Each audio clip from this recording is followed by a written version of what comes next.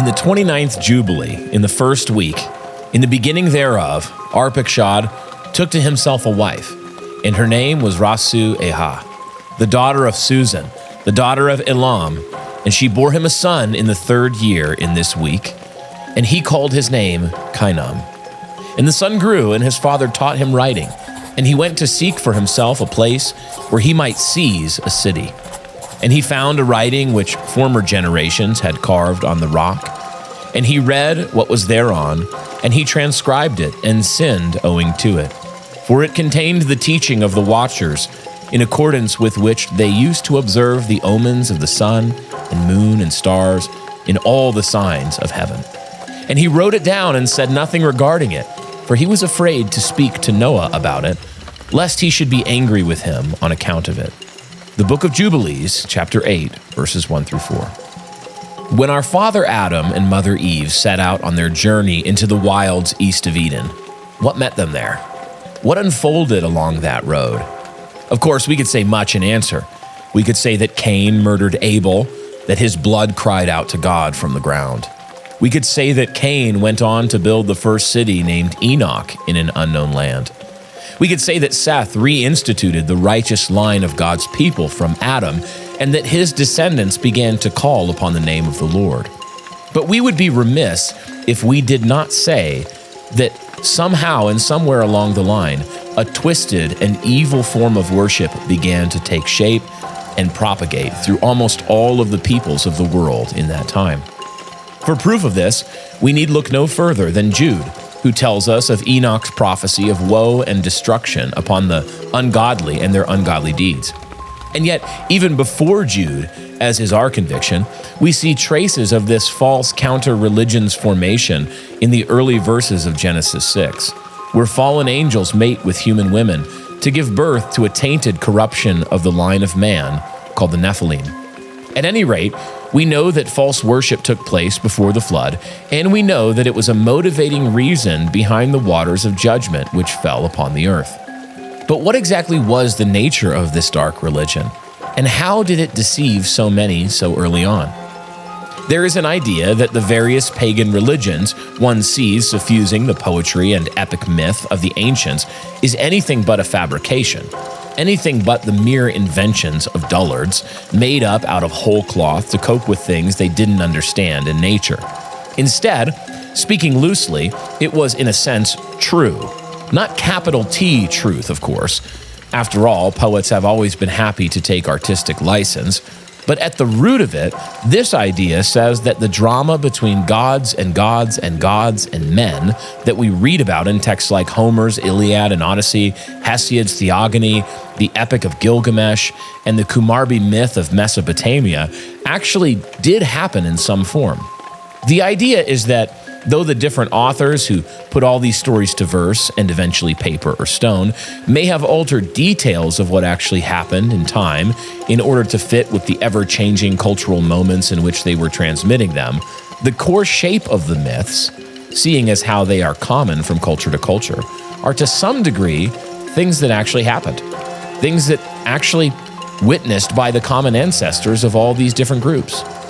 Speaking of a common ancestor of all these groups, it is at this precise point that this theory begins to hit its stride. It's hypothesized that these myths are mutations which grew from a central and cataclysmic epic in the story of man, namely that epic immediately following the original Great Reset, the flood in Noah's day. In Christian terms, Noah fathered sons who fathered sons who fathered sons until the time of Genesis 11 and the events surrounding the Tower of Babel. A fairly good chunk of time given the generational table in Genesis 10. It therefore stands to reason that in the time between Noah's curse of Canaan and Babel, there could have been a false religion that sprang up and started to take hold. After all, the Tower of Babel was a tower of worship. And so this idea simply states that maybe the false gods telling them to build the tower were the same ones, though again garbled over time, that we read of in all the most ancient myths. It's a compelling idea, isn't it? An idea which helps us to reconcile the common mythic religious motifs one finds scattered across virtually all of these ancient texts. Think again about the events leading up to the Great Deluge. What was it which filled God with such wrath as to judge the world that then was? What horrors would make the God of creation decreate the world he had fashioned? Well, in Genesis 6:5, we read that God saw the wickedness of man and that every intention of his heart was only ever and always evil. Well, in Genesis 6:5, we read that God saw the wickedness of man and that every intention of his heart was only ever and always evil.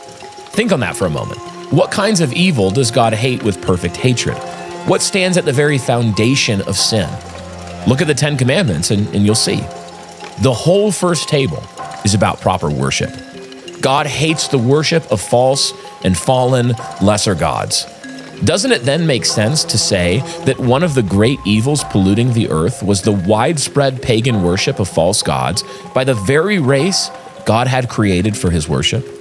And so, taking this into account, we could propose a slight alteration of this grand idea we've already outlined. Or perhaps it would be better to call it an addition as opposed to an alteration.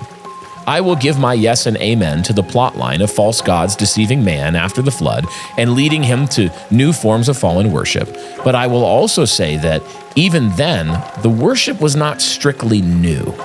What if, in some measure, the enemy was picking up after the flood where he had left off beforehand? What if the celestial pagan worship taken up by the wicked men at Babel echoed a far more robust form of similar worship undertaken by their ancestors before the deluge?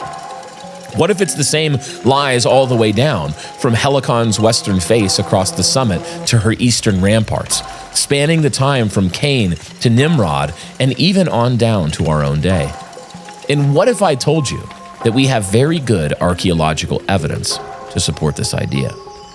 See, in the early 1900s, and on some of the very old rolling hills in the southeast of Turkey, farmers began to reclaim the once sacred land for more practical considerations. They cleared out stones and debris, some of which had stood in the same spot since Ilium could be seen glowing with fire in the night during the Trojan War. They made fields for themselves in which to plant their crops. Yet every once in a while, a row of crops would contain a visible gap of unused space. You see, peppered at apparently random points throughout the fields stood massive chunks of limestone shooting up from the earth like gravestones of a forgotten age. At first, the farmers figured these stones for exactly that, just grave markers. But whenever they tried to dig down and pull them out, they found the stones to be buried much deeper than they were willing to dig. Thus, they started cutting off the stones where they met the surface of the dirt and settling for a few feet of gap in the crop rows. At least then, so they thought, they would not have to work around the blocks when harvest time came. Some of them surely had some pause in what they were doing. After all, wasn't this just a way of desecrating and dishonoring the long dead? But they resolved the internal conflict by convincing themselves that the people had been dead for so long and they probably would not want to be in the way of things living anymore. So it was that block after block of deeply buried limestone was shorn from the hillsides to make room for the planting of their seed. Eventually, some academic types caught wind of the strange limestone graves littering the sacerdotal hills of Turkey and decided to investigate. Some light digging, all of course with the farmer's permission, didn't uncover any profound revelations about the nature of the gravestones, but it did lead to the discovery of ancient stone tools and bone fragments that appeared to contain man-made etchings in a few places. This was no doubt an impressive discovery, But the fact of the matter remained that what was found was not in good condition and was not older or any different from sites elsewhere in the Fertile Crescent that had yielded far more interesting results already. So it was that this brief impulse of interest in these hills, or tepes, as they were called in Turkey, evaporated like a few drops of water on a hot cast iron pan. Years went by with any more investigation. The land was cultivated. In that pragmatic modern sense, it became a new kind of sacred to the people sustained by it. But then, in 1994, a German archaeologist named Klaus Schmidt, a man who had already given his best years to finding old settlements along the Euphrates in Anatolia, decided to revisit the site where the stone tools had been found, just to see if something else might be there. After arriving in the very ancient city of Sinlurfia, he embarked on his normal routine, asking local farmers where one might find the highest deposits of flint in the area.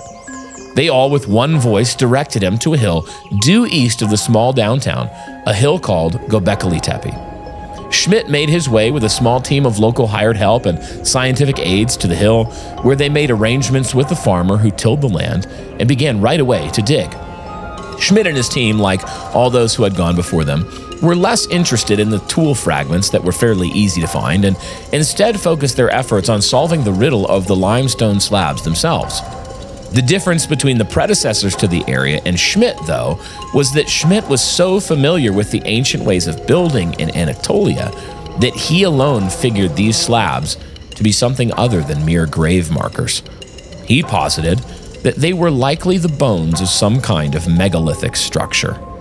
Schmidt soon left the site with both excitement and unfinished business, returning to Germany in search of further funding for what he thought might be a massive discovery. Between the sheer force of his fierce conviction, the importance of the work, and his general likability, he quickly secured the needed grant money and booked his return trip to Göbekli Tepe. Day after day saw Schmidt and his team digging frantically around one of the larger limestone slabs. It forced them to dig deeper and wider than any of them had expected beforehand. But after much labor, an otherwise ordinary day in the heat gave way to wonder. They had finished excavating the first of the monuments, and all they could do was step back in awestruck wonder before the glory that they had unearthed.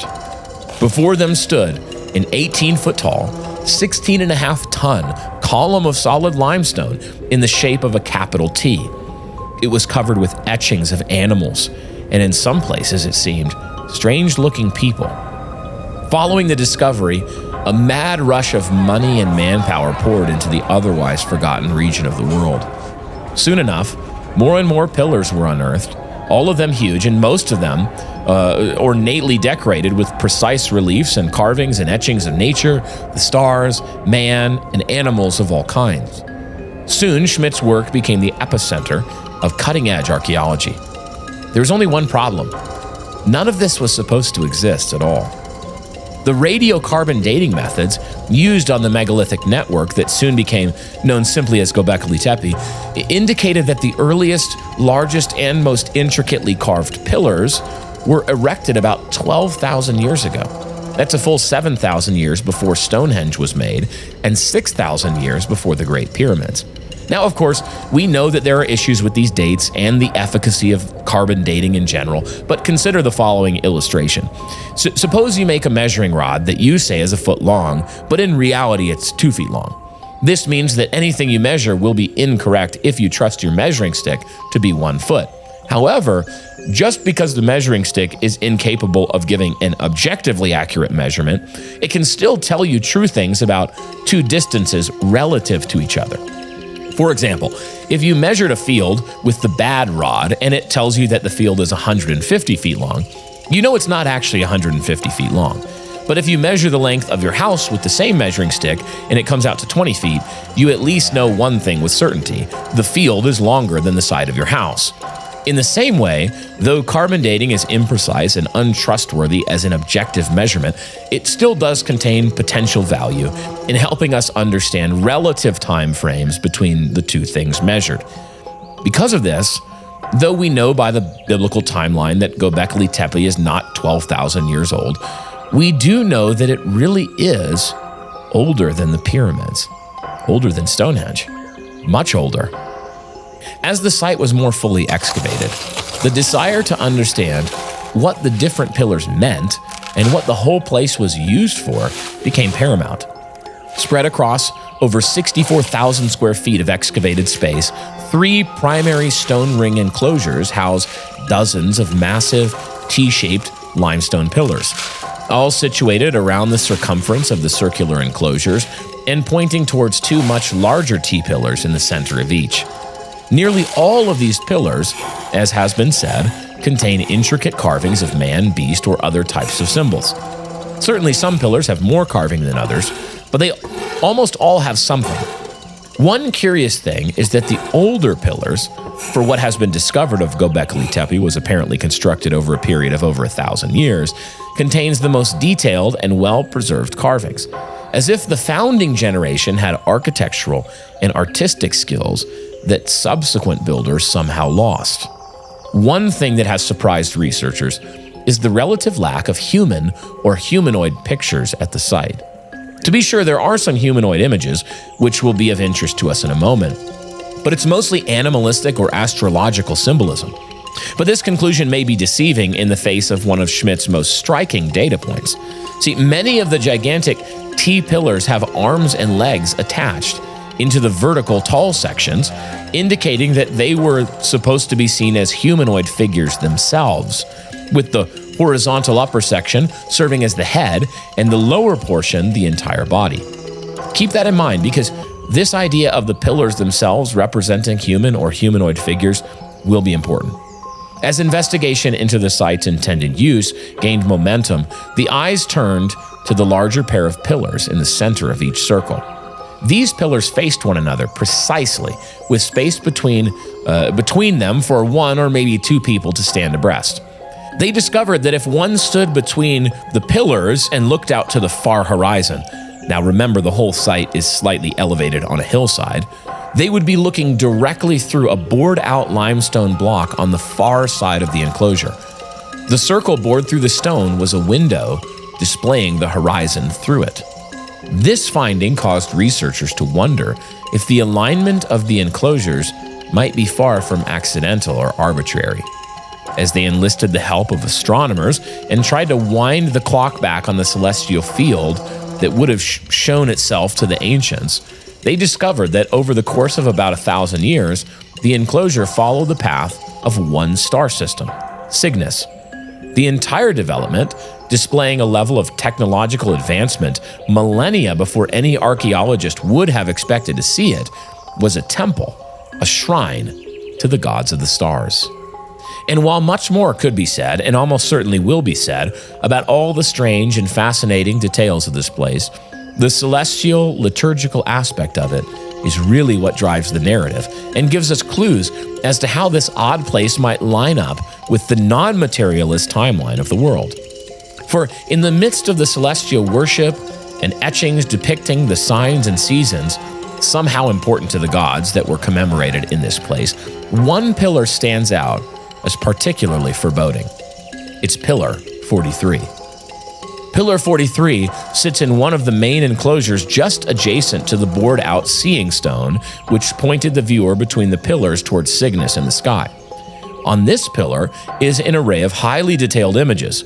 At the top, one sees 3 animals, a bird, a lioness, and a frog, standing up next to blocks with handles on them that resemble the outline of a purse or a bag of some kind.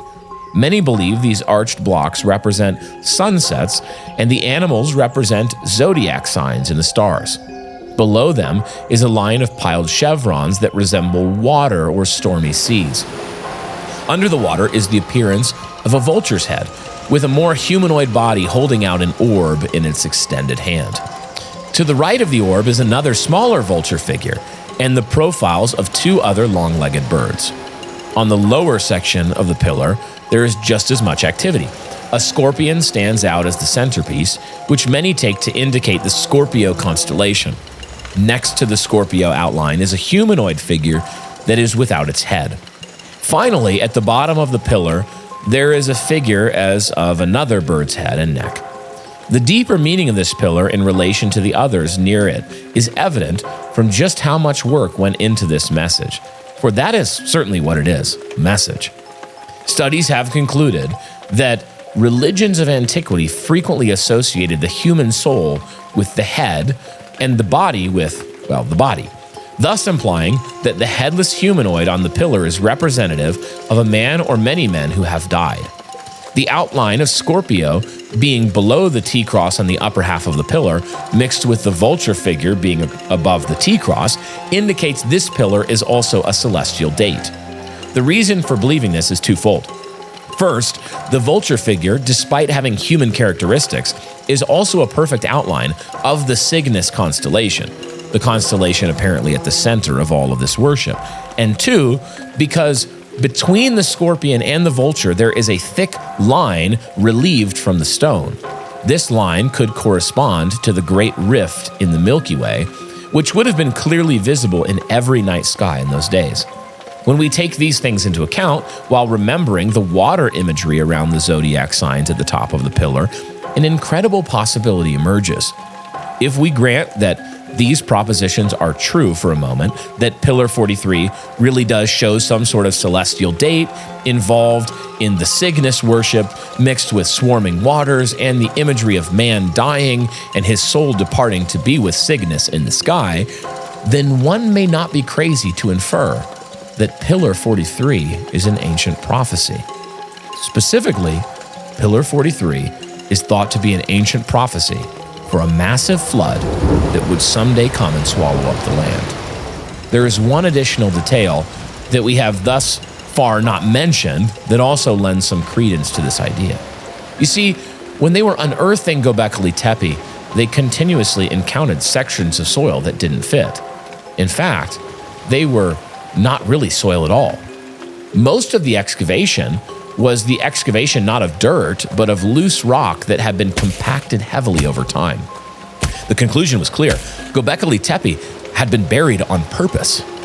In bringing these monoliths back to the light of day, the researchers were doing something the ancients either never intended to do or never got around to doing themselves.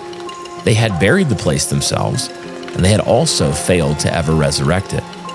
Maybe it should have stayed that way. The grand conspiracy theory, therefore, sits as follows. Around the time of Genesis 6:4, as the fallen watchers began to breed with human women, demanding the worship of their subjects and teach them various gifts of technology and skill, the first celestial enclosures of Göbekli Tepe were built.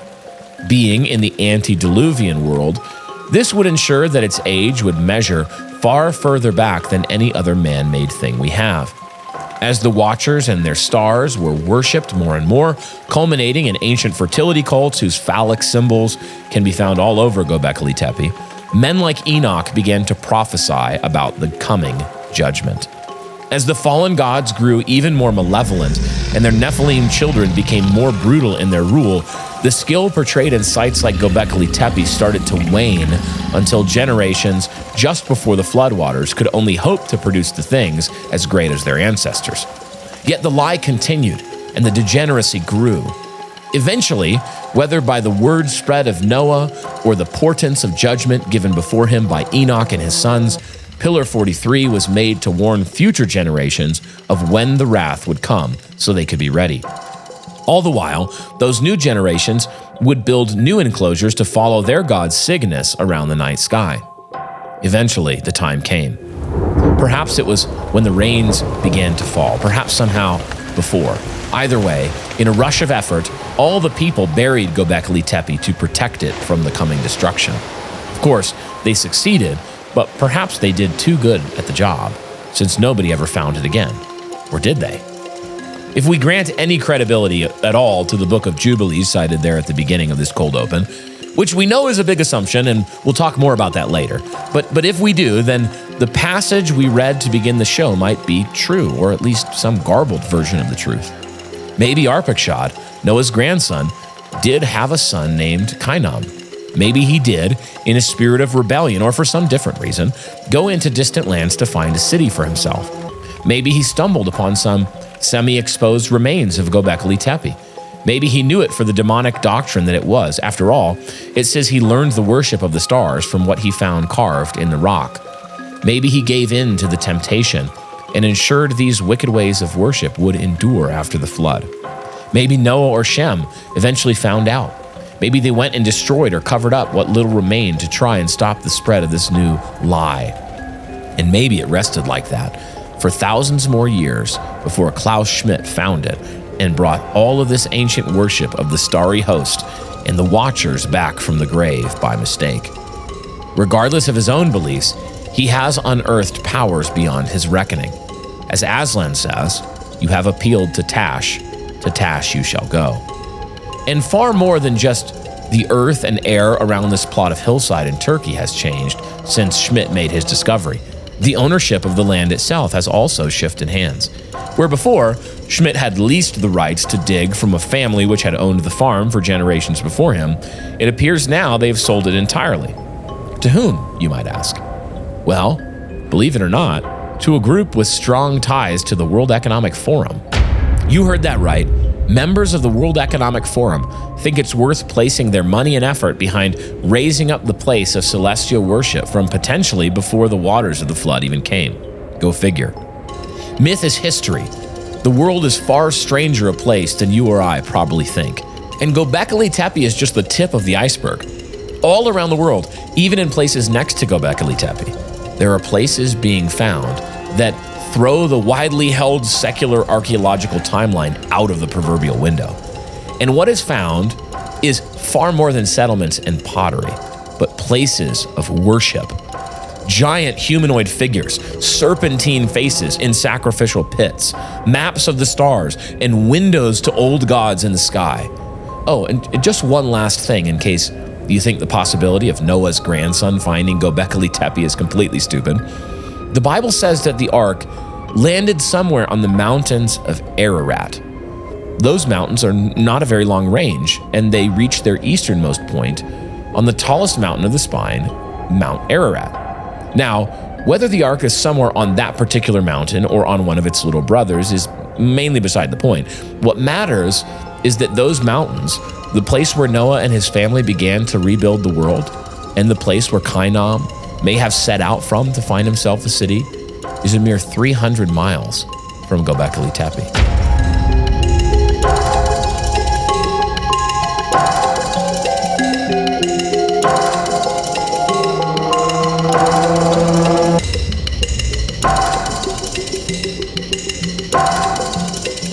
Welcome to this episode of the Haunted Cosmos. Actually, it's just Haunted Cosmos. I was going to say, is there a D at the beginning? There's no article, but our website is the Haunted Cosmos. It's the Haunted Dash Cosmos, or what is it? No, it's just the hauntedcosmos.com. And then our email is hauntedcosmospodcast@gmail.com, which I never check, by the way. So, nobody does. Nobody checks it. Guys, welcome back. Welcome to the show. We are so glad that you guys are here. This is a very exciting episode. This is one of those episodes that when we started the show, day one, 4 seasons ago, I was like, I want to do this one, but it's so overwhelming to me that I don't even know where to start. And so you got to start doing something poorly before you can do it well. So we're taking a stab at this big topic, and we're excited to do it. Megalithic structures. Megalithic structures, ancient demon worship, star worship, Refin. But we repeat ourselves. Same thing. And how they're connected and how it may be affecting us even in our modern day. Wow, what a hanging Chad that you just left exactly. on the page Dude, there. Talk about flame duck. Dang. Or no. Flame duck. The political term is lame duck. Lame duck. But there's that scene in Parks and Rec where Leslie Knope is a lame duck, but she rebrands as a flame duck. A flame duck. She's like, I'm going to get as much. Thank you for knowing that hanging Chad is a political reference. Of course. I appreciate that. Of course. Al Gore. I'd also like to gerrymander our way into talking about our YouTube channel. Yeah, you guys, if you haven't already, you have to understand that we've leveled up on YouTube. Yeah. We've leveled up. Big time. We have multiple, I think they're called cameras now. Mm-hmm. They create the talking pictures, and we have a guy, Martina McBride. His name is Martina McBride. His name is actually Martin. His name's Martin. Now people in the YouTube comments have been started calling him Martina McBride. I saw someone which I really appreciate. I saw someone call him Tina. Oh, and I think that he legit thinks that Martin is a girl. Martin's not a girl. Martin's a guy. For the record. He's married with kids. You guys got to go check it out. Haunted Cosmos on YouTube. Smash that like. Smash that the subscribe. Smash the notification bell button. Before we started recording, we had a shtick to the effect of smash that like, smash that subscribe that we concluded we couldn't actually say on air. That we couldn't do it. But it was really funny. It referenced what I think is a T-Pain song. All on the floor. Yeah. Now people know. Smash the notification. Hey, smash the notification bell button until you get sore. Yes. And I mean that. But make sure if you do it over and over, land with it being on. Yeah. Watch us on YouTube. You can see what we're doing. Yeah. And guess what else, guys? Speaking of supporting the show, our brand new book, Haunted Cosmos, Doing Your Duty in a World That's Not Just Stuff. Written by Brian Savay and Benjamin Garrett. It is shipping. When this episode comes out, it's shipping. That's right, guys, actually. It's shipping. What date is this going to come out roughly? Man, sometime in the month of December. Yeah. 2024. Year of our Lord. But I don't know, mid? Martin, what do you think? Is it going to be It's mid? probably going to be 4 plus, December 4th plus 14, so December 28th. No, that'd be December 18th. Roughly. 4 plus 14 is 18. Guys. Oh, it's coming out December 4th. Roughly December-ish. You guys know. I don't know why we're going. You know what date it is. We'll say early to mid-December. Because you're listening and or watching this. And time travel. We just want to say pick it up. Yeah, pick it up. I think that you guys will really like it. Put a lot of work into it. Yep. Hopefully, Brian and I will write other books in our lifetimes, but this is the first one. And it's a co-authored one. So hopefully it's good. Yeah. Certainly switches back and forth between Brian's voice and my voice with literally no warning whatsoever. But I think that's part of the charm of our whole vibe. That's part of the charm. So pick up our book, give Patreon a try. Patreon's been really fun. I've been on a Western kick recently. Been reading a lot of Cormac McCarthy and Larry McMurtry. I wear boots. I'm from Georgia, which is not the West. So yeah, I've been trying to do an old Western vibe to these Patreon episodes, and I've been having a lot of fun. The others have as well. They've really enjoyed it. One comment said so. No, they loved it. They love it. Hey, if you support the show there, become a patron, you can get access to the Dusty Tome. A lot more as well, but the Dusty Tome is a patron exclusive podcast. Yeah. It's really fun. Story driven, just like the main show, but it's solo story driven. Yep. It actually reminds me of the show Lore with Aaron Spanky. I'm Baron Spanky. Aaron, this hanky panky is chore.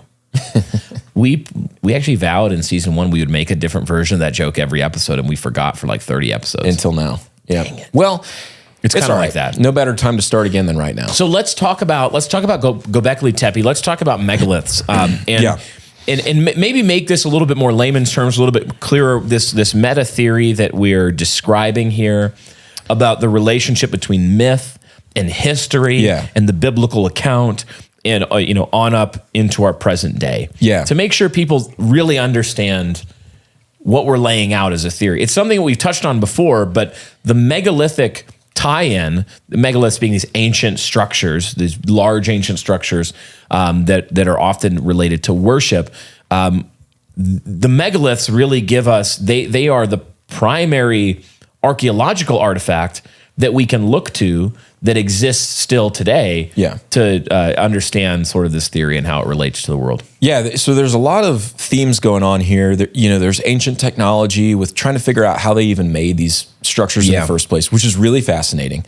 There's the structures themselves, which I think just go to further reinforce this point that people create structures, and whether it's houses or temples or government buildings, whatever, that are a reflection of their belief. And the megalithic structures even more show this point, because most of the ones that we still have around today were in some measure or another religious. So it also goes to show the ubiquity of religious and religiosity in man. So man is a religious creature. In fact, he's so religious that the most grand structures that man has ever invented have always been temples, churches, places of worship. Then there's this thing about myth.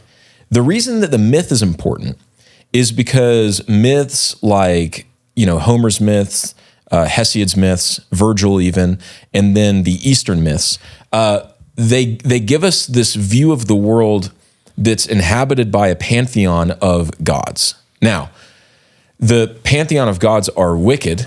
They're very fickle. They oftentimes are just like tossed hither and yon by their own whims in much the same way as man, but they're just stronger, they're more powerful, and they're more ethereal. And yet, it does seem to be also ubiquitous that they exist across all these cultures and in very similar fashions. There's overlap between characters, exactly, in the pantheons. Like the god of the sky is the god of gods, the king of the storm gods. god, the god of the skies. He's Jupiter, the Jove, chief. Zeus, Oannes or Marduk. Those are all very similar gods. The goddess of war is a goddess. Now, there is always a god of war as well, but there's also a goddess of war in every ancient culture. And she's normally also the goddess of wisdom, the goddess of fertility, all these things. And the point that we're trying to make is that those myths, when they were written down and when they were read by the people, were not fiction to them. And they shouldn't be fiction to us either. Now, I'm not saying that they're historical narrative, because they're not. It's myth. It's written down by poets, and poets exaggerate and they take creative license all the time. But the foundation of it is something that the people believed really did happen. And my argument is, why not? Why not? Those gods don't pretend to be anything close to Jehovah, Yahweh. We know that fallen demon false gods did inhabit the earth, and in fact deceived and entrapped Israel often in the Old Testament. God himself in the Old Testament seems to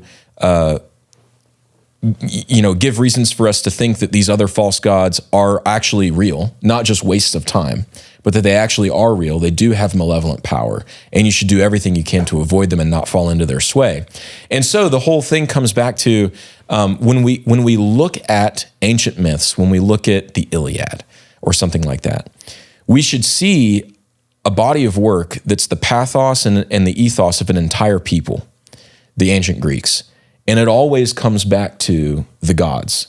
The gods are not particularly admirable. They get more admirable with Virgil, and you can talk about why. But they're certainly not with the Greeks. And that should make us look at these megalithic structures that seem to be pointing towards celestial type worship and other religious worship, and say they weren't just wasting time. Yeah, they encountered real beings. They're not, these accounts and myths are not inerrant the way that Holy Scripture is inerrant.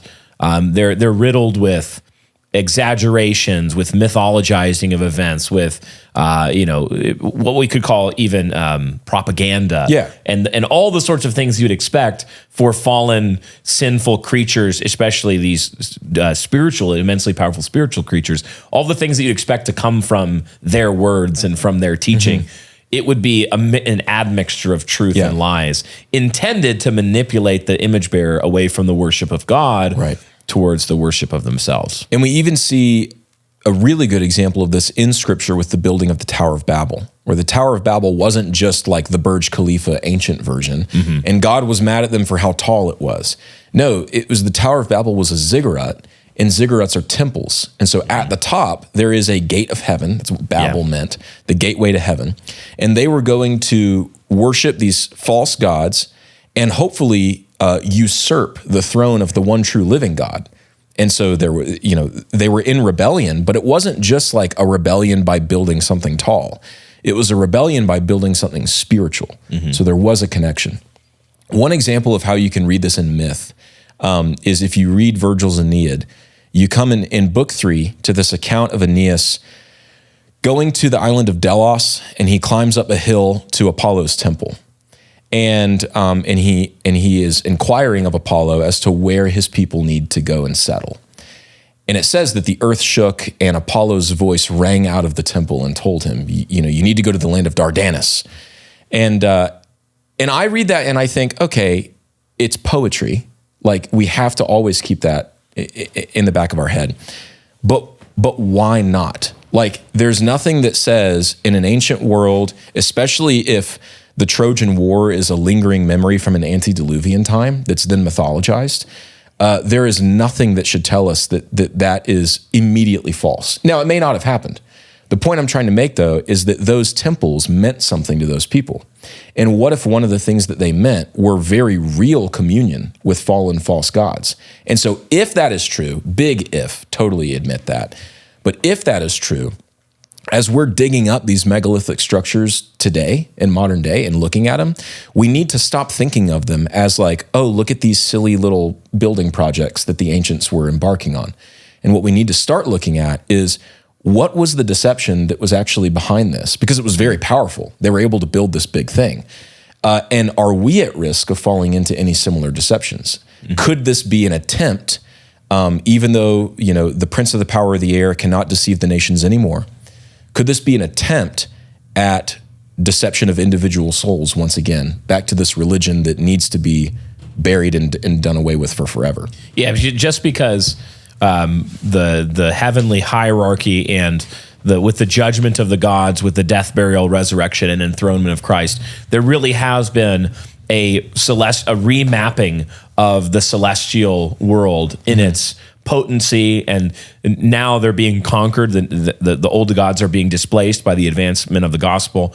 That's all true, but it doesn't mean that old world, those old gods don't go away without a fight. Right. They are constantly fighting and warring against the kingdom of God, which is why the saints are constantly warned, hey, you're not wrestling with flesh and blood. You're wrestling with powers and principalities in the heavenly places. And so we should expect for those same evil powers, the ones that remain as they remain to be fully put down and people remain under their sway to varying degrees in varying places, we should expect them to continue their attempts at deception. And one of the ways to be prepared is to know their playbook. Yeah. To understand what they're going to try to do. Because they've been doing the same sorts of things from antiquity. Yeah. And so through this episode, it's not just like, wow, really cool ancient technology. That is really cool. It's also something objective happens when man worships something. Even if he's just worshiping himself, something objective is happening. He's destroying himself. But the contention is that there's objective spirituality to ancient pagan worship as well. And so, if that's true, and I believe it is, and we dig up these temples, I'm not saying we shouldn't dig them up. We should investigate and learn our history. It's very fascinating. But we shouldn't think that we are somehow safe from the deceptive worship that the ancients were engaging in. The threat may not be as big. I mean, seriously, the strong man has been bound by Christ. Sauron has fallen, but the Balrogs are still very real. Yeah.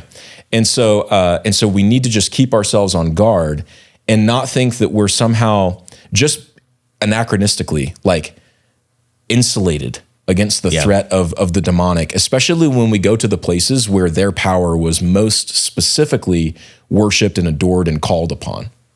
Now, with respect to Gobekli Tepe, again, in a nutshell, making sure that folks are following us from the cold open here, there are a couple threads to understand in this story in this place. First of all, it just objectively is a place of worship, celestial hierarchy, following certain constellations and stars. This is just the kind of thing we see in Scripture with, they follow the god of the star Rephin, and you see these references in Scripture to the relationship between a false god and a heavenly body, a star or constellation or something like that. So the idea here, at least in my mind, it's one of two things when it comes to Gobekli Tepe. This sort of strange place that was built deep in antiquity and then intentionally covered up by the people. Yeah. Just that in itself is very mysterious. Yeah. But the one is what we put forward in the episode, which is this. Now, maybe we see this account from the book of Jubilees, and we'll talk about that in a second here, where Noah's grandson goes and he discovers this writing on a stone, which would be the only thing that could have survived from the flood. Yeah. The only kind of communication Yeah. would be something carved in relief in stone. And he discovers it and then, falls. Basically, there's this worship of the same errors from the antediluvian world. So that this would be the idea that Pillar 43 was a prophecy of the coming flood that holy men had, like Enoch, had warned is coming. Yeah, there's judgment coming. Yeah, there's judgment coming. It's going to be the judgment of deluge. God is going to destroy the world. And so repent. Like that was this. That's what prophets always do. They call on the people to repent and turn from their wickedness and their false worship and turn to the living God. That then this was covered up and protected, or some of it survived. It was obviously very much partially destroyed. All the stone above the ground is completely weathered away. That's why there wasn't any relief left on those stones. They've been above the ground. But the ones below were preserved and then uncovered, and this cult was reestablished. That's one idea. Another idea would be that this was built, and maybe it is not an antediluvian, right? But maybe it was built and then covered up again later, and then Pillar 43 in this account is actually calling back and saying and warning. Remember what happened. Yeah. Remember when that one God got really mad and he judged all these other ones, and he covered and killed man. He cut the soul off of man with the headless humanoid figure. And that timeline tends to be the explanation of the more naturalists. Yeah. Because they're saying, okay, these people survived the Younger Dryas. It's always the Younger Dryas. Always the Younger Dryas. Hancock. Yeah. They survived the Younger Dryas apocalypse, tens of thousands of years ago. And they made Pillar 43 as a warning to future generations, basically saying, like, this will happen again. Yeah. So be sure that you're protecting yourself. So yeah, there's a lot of timeline options. One thing that's, I think, worth discussing is if it is pre-diluvian, if it's antediluvian, then you're going against like the common understanding of Göbekli Tepe.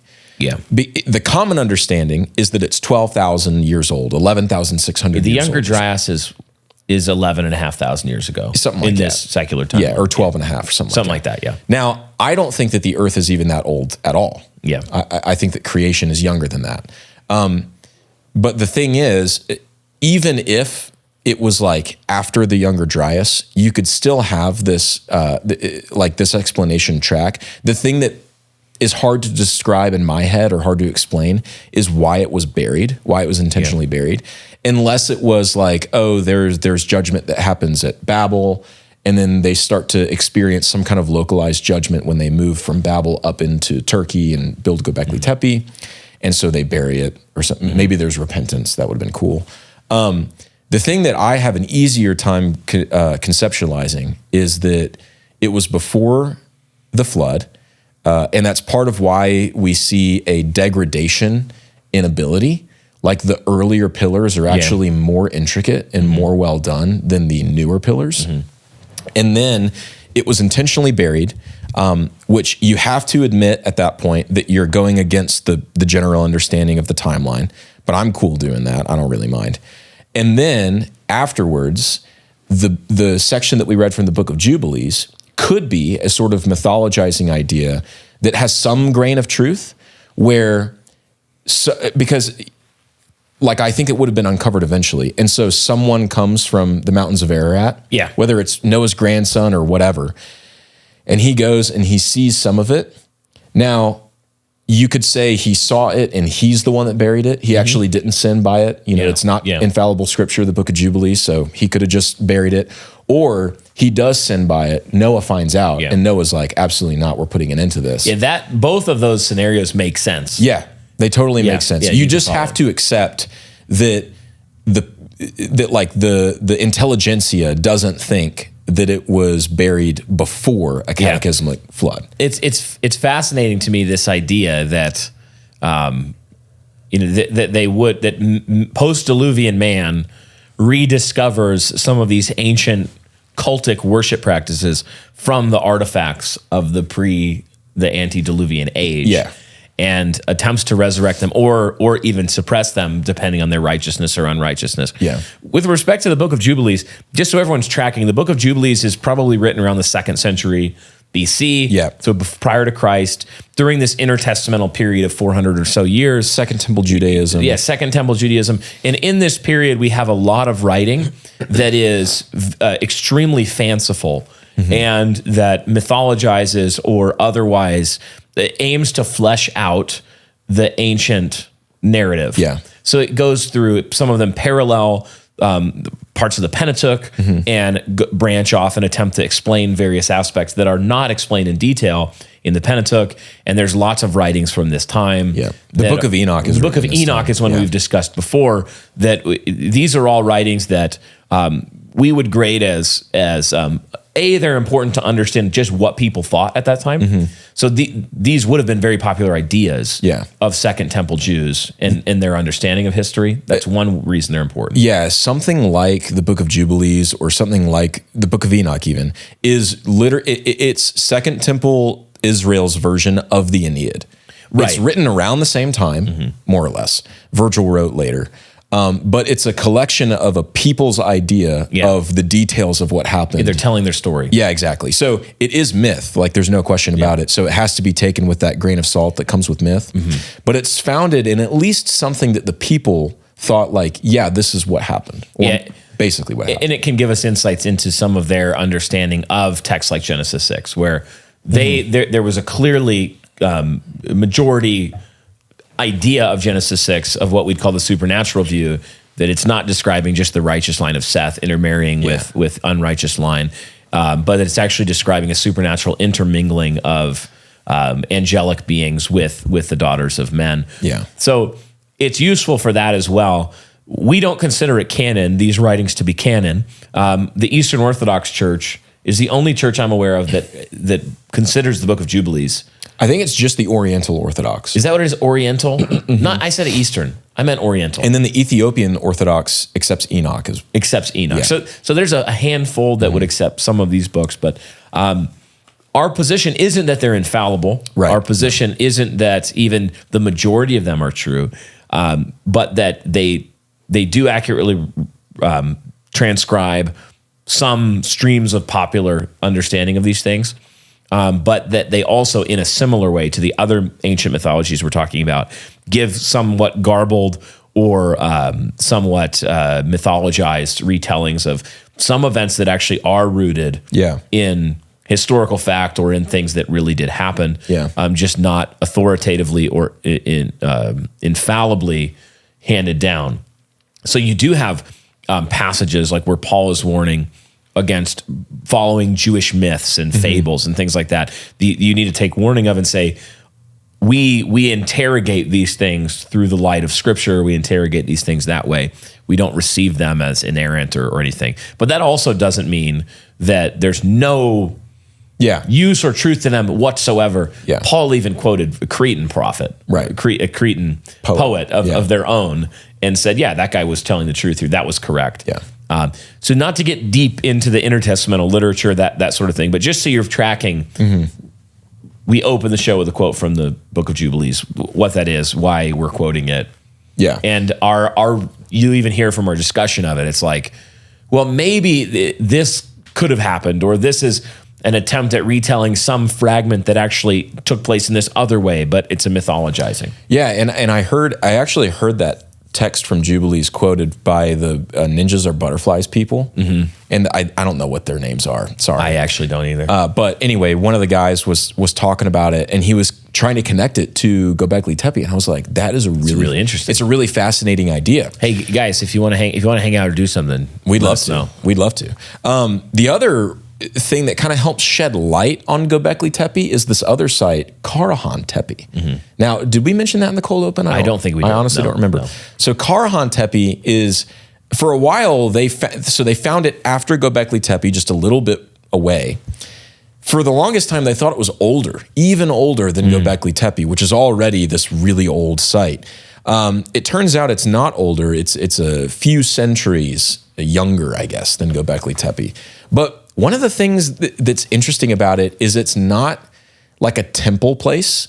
It's just sort of a settlement. But in the middle of it, there's this, it seems like a place of kind of worship. but it's a really particular cultic type of worship where a lot of times when you read the Old Testament, it's creepy. Yeah. It's sexual. It's very sexual. You'll read about like the cult prostitutes and things like that. And we oftentimes assume like, oh, the ladies, right? Oh, no, they're both. No, it's both. It's both. There was a cult of the phallus as well. I'll put it that way. We'll put it that way because we know families listen. Yes. So just know that when we're talking about these things, we'll try to be sensitive. Lots of phallic imagery. Yes. So there's commonly found in these sites. Like in the middle of this settlement, there's this 8-foot tall statue of a man. It's the oldest humanoid statue that we know of. And he, the phallus is emphasized. And he's kind of standing over this pit. And it's this deep pit dug into the ground. And in the pit, they dug around pillars. There's 8 pillars, also a shape that we're all familiar with. Of a certain shape. Yes. And within the 8 pillars. Pillar-shaped. Within the 8 pillars. Pillar-shaped. Yes. Pillar-shaped. Within the pit of these 8 pillars, there's, 10 pillars. My bad. There's also an 11th pillar that is in the shape of a serpent.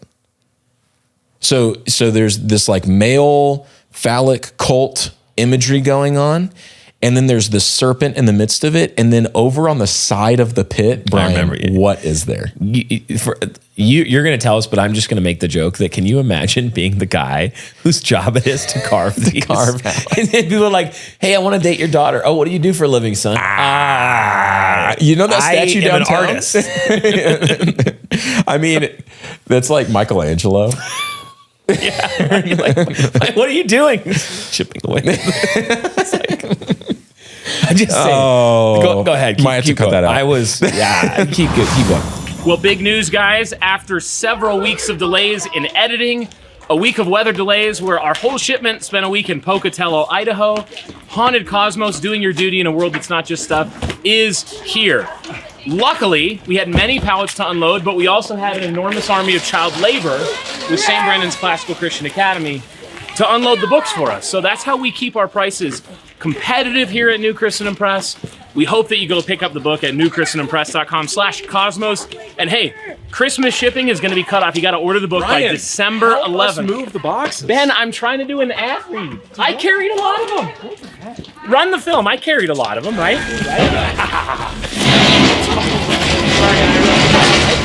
December 11th, okay? You got to do December 11th. That's going to be the cutoff to get this book in your hand by Christmas. Look at this. Gold foil stamp premium hardcover edition. Custom end sheets. It's beautiful. It's beautiful. Get your copy today.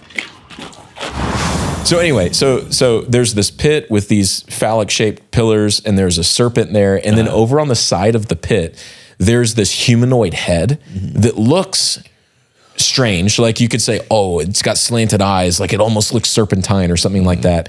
No, not really. It just looks like a human head. The reason people say it's serpentine is because its neck has scales all over it. Yeah. So here we have a talking sentient serpent that's overseeing this worship of this like male cult prostitute pit where they think they used to put human sacrifices. And then there's the humanoid head that's carved into the side. The mouth is open, and they found a tunnel leading from the mouth up into like the regular non-pit area. And so they think like maybe the pit was filled with something, and whether it was blood or water, I don't know, or bile, I guess it could be anything. And then people were like drowned in it, and they had to, and that was their form of worship, just like in the city. It's, I give a hard time to sort of the emotionalistic, shallow megachurchianity sort of thing with like, where we're all swaying and we turn the lights down, we have smoke machines and we're just like, singing our Chris Tomlin. It's like, oh, the never ending, overwhelming, reckless love. Okay. You got it wrong though. They switch. Whatever. I don't know. But at least we're not. At least we're not doing that. This was way. At least we're not doing. Dude, we're not digging pits full of pillar images and then not killing images, people. Just pillars. Straight up and pillars. then killing people to worship our scaly serpent demon gods. And here's the other thing. And this is where it gets crazy. on the side of this kind of like city worship center, there's bas reliefs into the wall of humanoid figures wearing very long robes, which also has to do with Göbekli Tepe, by the way. The pillars are supposed to be humanoid giants that are wearing robes. Yeah. And they have very interesting shaped heads. Okay. Oblong shaped with big eyes and small mouths. Okay, aliens. Dude, they carved grays. Dude, where's the ancient aliens guy when we need him?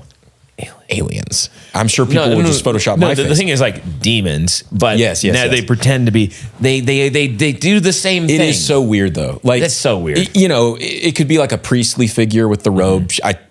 But the head shape, it's just like weird. They know what a human head looks like because they carved them. They're elsewhere. not dumb, right? And then they made this one look like a big teardrop turned upside down, and I'm that's messed up. That's a gray right there. Okay, there's one more thing I want to mention before we go into the next story. Yep. And that is. We're going to be talking a lot about star worship and celestial imagery in this episode. Here's why this is important. It's not crazy for a bunch of ancient people to look up at the sky and see really bright stars and think like, wow, that's impressive.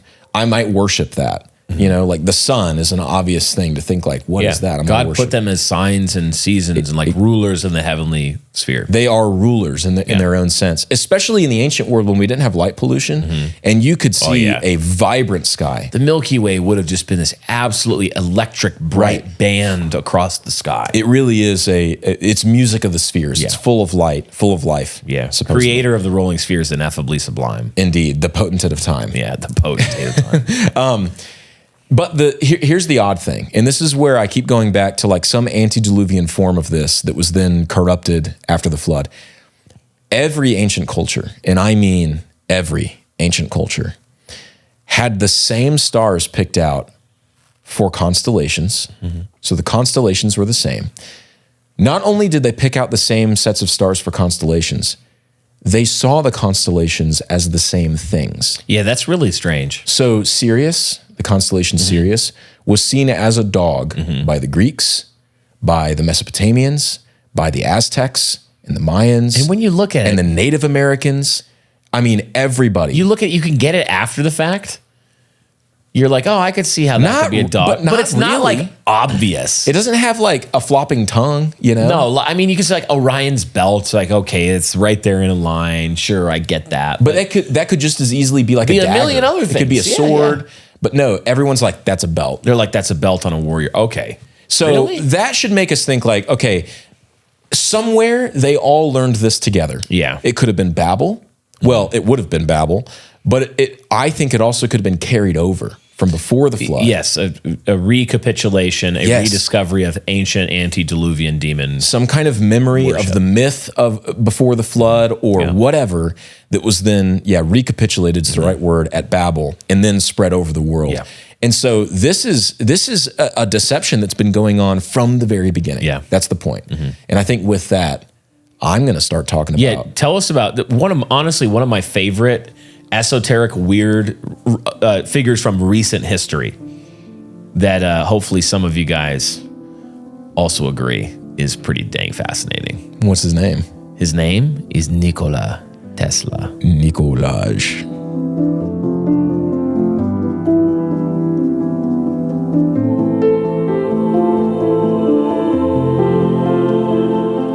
One evening in 1902, a man took a walk down the then quiet and winding back roads of Shoreham on New York's Long Island. As a distant echo, he could hear the waves lapping up onto the thin shoreline north of him, and far closer, he enjoyed the growing chorus of crickets that rattled with the leaves being blown by the summer breeze. All at once, though, his little picture of peace was shifted into something dark and hugely foreign to him. It felt to him that the sun darkened a great deal very quickly, in an instant even, and scant clouds that were far over the mainland a moment before were now looking threateningly down on him, having also grown in number and size. Strangely, these sudden changes in their surroundings did not seem to affect the waves, the wind, the birds, or the bugs. They continued on as usual, and that almost made the man feel even less settled. The juxtaposition of what he assumed to be a violent storm forming overhead with the otherwise soothing notes of nature down on the surface was more than anything strange. Just as suddenly as the dark sun and swelling clouds, there came into this fray of confusion another new thing. Sparks like massive bolts of lightning, but with no thunder. They lit up the sky to the south and east in bursts of energy. As these things coalesced and made the man seriously wonder if he had slipped into a different world, a worse one somehow. At any rate, he found himself drawn by the bursts of light over the trees and started taking roads that he knew would lead him towards their source. After a few more minutes of walking, wherein he forgot the other bouts of strangeness and pretty much focused solely on the tempting lights, he turned a corner and saw through the chain links of a fence the thing that was doing all of this. About a half-mile in front of him, in a large clearing, rose a tower almost 200 feet tall. It was wood-framed, but the man could not tell that at the moment. When he saw it, all he could discern was the darkness of it over against the shimmering and giant dome of its top. And of course, the thick strings of light like lightning that poured out of its bottom, only to then crawl up to its very top again and again, like a sea urchin turned to a torus and spinning endlessly into itself. He wondered if it might not be the makings of a mad scientist, or the first attacks of a foreign enemy on his homeland. He wondered even if he was seeing things that were not there, and it made him feel insane. What he was actually seeing, though, was one of the only times the mighty Wardenclyffe Tower was ever switched on by the enigmatic man that built it, Nikola Tesla. Tesla has always been a figure tantalizing to the human imagination. Secluded in his work, which seems to have been mysteriously pacified by the government and business rivals, his notes continue to inspire the greatest intrigue to this day.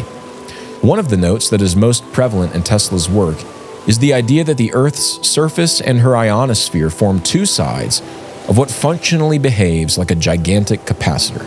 Now, for any who don't know, a capacitor is a device consisting of two sides or plates with an insulating layer between them. It stores charge on one side until it reaches some predetermined level, whereupon the charge can be shared with the opposing side and added to the circuit.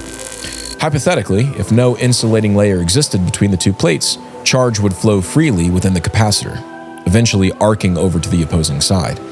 As I said, Tesla figured the Earth and the ionosphere in the upper atmosphere to be a kind of this mechanism. We know the Earth conducts electricity, and the ionosphere, being a layer of nearly pure electron, certainly conducts electricity. Thus far, his idea seems to make inconsequential amounts of sense. The very important piece of the puzzle he thought he discovered, though, is this. Not enough natural insulation exists between the ionosphere and the Earth to inhibit the free flow of electrons between the two sides of this massive capacitor. Sure, the air itself is an insulator, but is it enough of one? And could one harness the latent charge on the Earth and her atmosphere to create a form of air that is saturated with electrons and is more closely akin to the medieval conception of an ether? It was with this idea in mind that Tesla embarked upon building the Wardenclyffe Tower that loomed far too few years over the green canopy of Shoreham. It was perhaps the most ambitious modern development of all time, as it would, had it been successful, provided the entire region with free and clean energy. Built over saltwater aquifers, the 186-foot tower was actually much larger. It included a subterranean shaft that descended about 120 feet towards the aquifers, and iron and copper rods that supposedly went another 300 feet down below the shaft, beneath the water table and into the grip of the Earth. At the tower's summit was a hemispherical structure made of various different metals.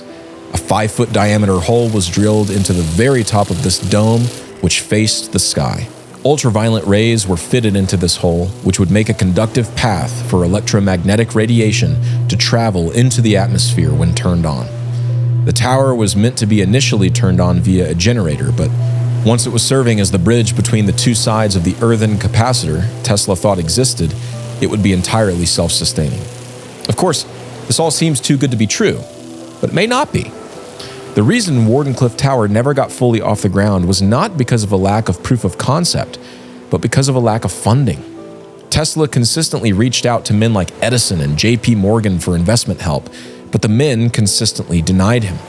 The reason for this is clear for those with eyes to see. Both men were entrenched in the world of conventional energy and made their fortune off of it. If Tesla's idea of basically limitless, free, and clean energy turned out to be true, they would be largely out of the fortune which allowed them to potentially invest in the first place. The whole story which we've just scratched the surface of here, leaves one curious as to what Tesla was onto. Was he right about this? Can the air be charged and made to give massive energy to any who breathe it? If so, where did he get the idea from? In ages past, a small group of people left the fertile crescent of Shinar and moved to the south. They fled the woes and confusion that came from being a newly minted rebel in the world which had just suffered the flood, and then the judgment of a tower temple to the north. They walked along paths of wilderness looking for something they, being young and still new to this earth, had heard rumors of. An even more fertile place at the end point of a winding torrent of water, whose source nobody knew of, but which was ruled by a benevolent God. They had heard that men before them carved out a life of ease and paradise in this place. Apparently, these men had even been priests in this place, priests to a powerful and magical pantheon. And so they walked, learning as they went the language they had left the northern lands with.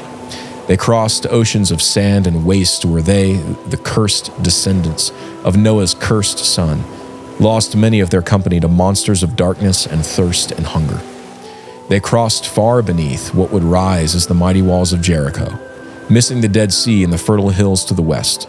Still they walked, not content to settle for any land less than the land of plenty they had been promised by the rumors and whispers. Great was the mettle and ambition of that soon-to-be great people as they suffered the heat and boldness of the final desert shoulders that guarded the way to the green delta of the river that Hesiod would say was ruled by the god Nilus. Thus, the sons of Egypt came into the promising fields of the upper stretches of their country that would bear their father's name. And, as has been said, they did not come into this place without their share of expectations. For not only did they know of the great river as a signpost assuring them they had found their new home, but they also looked for the great lights and the monument to the gods and the stars which stood on the western banks of the river. They, of course, found these monuments and the sources of the lights. They had been weathered by the great deluge and storm, but still stood tall, looming large and cold over the world of heat and judgment they walked on, the beacons of power for the Atlanteans, that which made the old world arrayed in its splendorous gifts from the gods that betrayed it. These the Egyptians saw on the horizon to the south when they had just begun to enjoy the fruits of the green land above them. Thus it was that the ancientest of Egyptians migrated from Babel to the Nile Delta and found upon their arrival the battered but undaunted remains of the pyramids. But this is wrong, right? The ancient Egyptians built the pyramids after the flood. Sure, it was long ago, but it was them that made it, right? Maybe. Maybe the conventional explanation for who built the pyramids is right, even though the same convention can come nowhere close to telling us how the pyramids were built and for what purpose. Oftentimes we are told that the pyramids are just tombs for important pharaohs, that the Great Pyramid was made to accommodate the ascension to godhood of the 4th dynasty pharaoh Khufu. But is that true? Or if true, is that all they were used for? There is a compelling case to be made that the pyramids, and specifically the Great Pyramid, had a far more effective use case.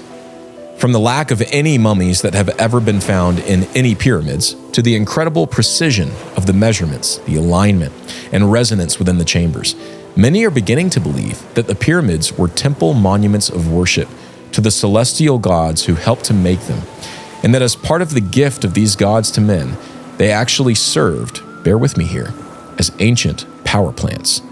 If true, then this would be where Tesla got his wild ideas for free universal electricity. So who really built the pyramids?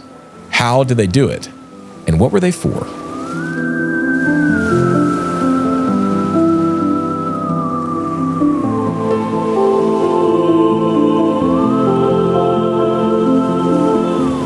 I just have one thing to say. Wow. I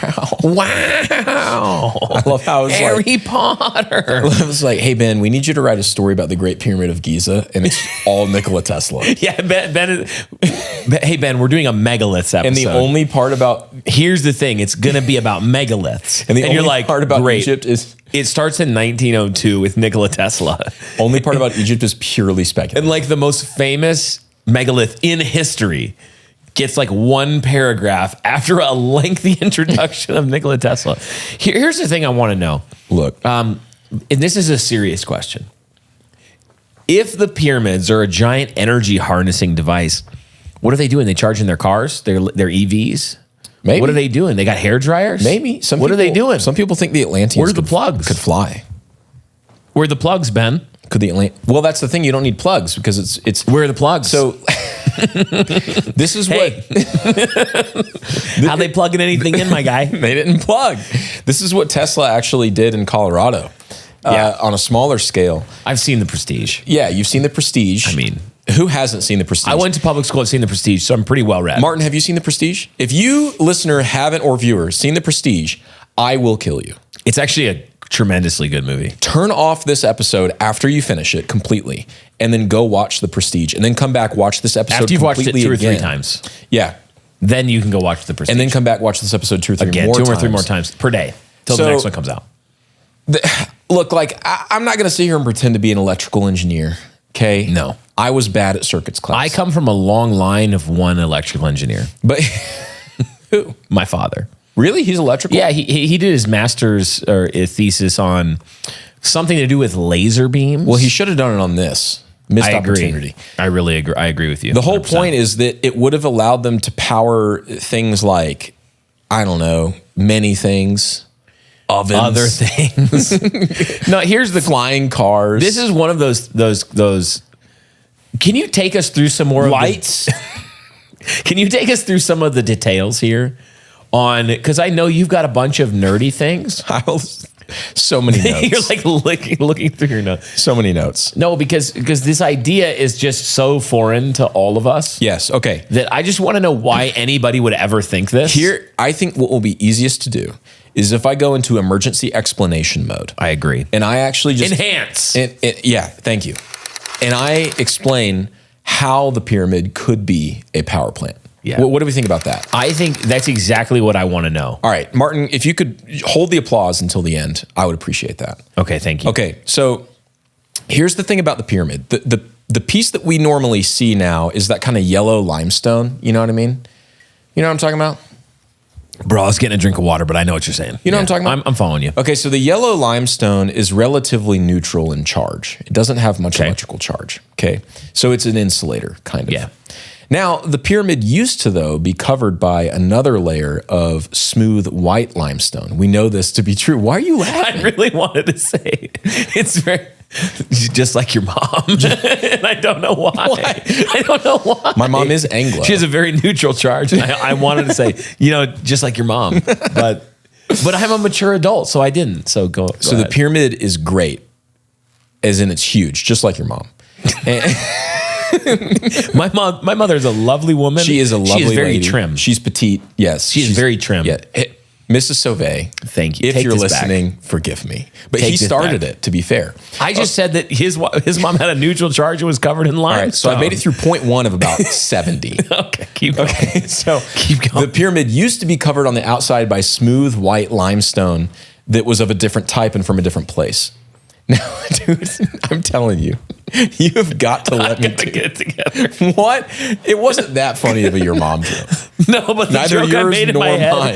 the joke I made in my head when you said it was covered in smooth white limestone is not. Okay, keep going. Okay. Yeah, I'm sorry, guys. Wow. So, the smooth white limestone. We're gonna have to have like a cut, and then it just technical difficulties. Okay. You say just smooth white limestone one more time. So the smooth white limestone was quarried in a totally different place, somewhere to the south, much closer. The yellow limestone was quarried from a place directly to the east by about 400 miles, so very far away. And I mean, the blocks are huge. We can get into measurements and weight and all that stuff. The blocks are huge like your mom. This is impossible. Dude, we got this. All right. So here's the thing. The smooth white limestone. I'm so sorry. We're gonna do it this time. I just gotta. So the smooth white limestone is also a very good insulator. I was hoping you'd spit your coffee out. Also a very good insulator. Yeah. Okay, so far, what we've established is that the pyramid's made up of limestone. Yeah, and that is profound. Of 2 types. Yes. Both of them are good insulators. The really important thing to keep in mind here is that the white limestone is a much better insulator than the yellow limestone. This is less conductive. It's a type of limestone that's still used today in construction to insulate. It is not conductive at all. It does not conduct electricity. Okay, so that's step one. You have a lot of the pyramid shell outer frame made up of this yellow limestone that's, kind of an insulator, but it kind of conducts to whatever. And then the white stuff on the outside that's gone now, we don't really see it. Yeah. Very, very insulatory. Okay, now we get to the good stuff. Inside of the pyramid, the bulk of the chambers and like the superstructure inside are made out of massive, I mean, your mom-sized granite blocks that are high in saturation of piezoelectric quartz crystals. Absolutely. Yeah. Do you know what piezoelectric material is? Well, many of my guitars have piezoelectric pickups. Really? Yeah. Okay. So do I know what they are? No. Well, no. This might interest you. It's like magic. Quartz crystal is a piezoelectric material, and what that means is that if you exert a strain on a quartz crystal, if it experiences strain, which is a byproduct of stress, so if you compress the crystal, it will generate an electric charge. So the vibrations trigger an electric charge. That's how the pickup works? That's how the pickup works. Wow.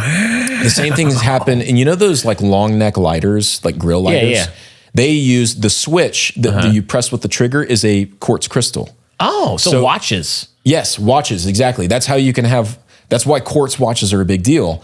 Dude, you're like Bill Nye the Science Guy. Dude, I'm like Bill Nye the Science, fly high with me towards Egypt. Hold me now. I'm 6 feet from the edge. And I'm thinking. Continue. Okay, so the piezoelectric, okay. Piezoelectric quartz. So most of the internal superstructure of the pyramid is made up of this granite block that's high in concentration of piezoelectric quartz. Okay, so that's one thing.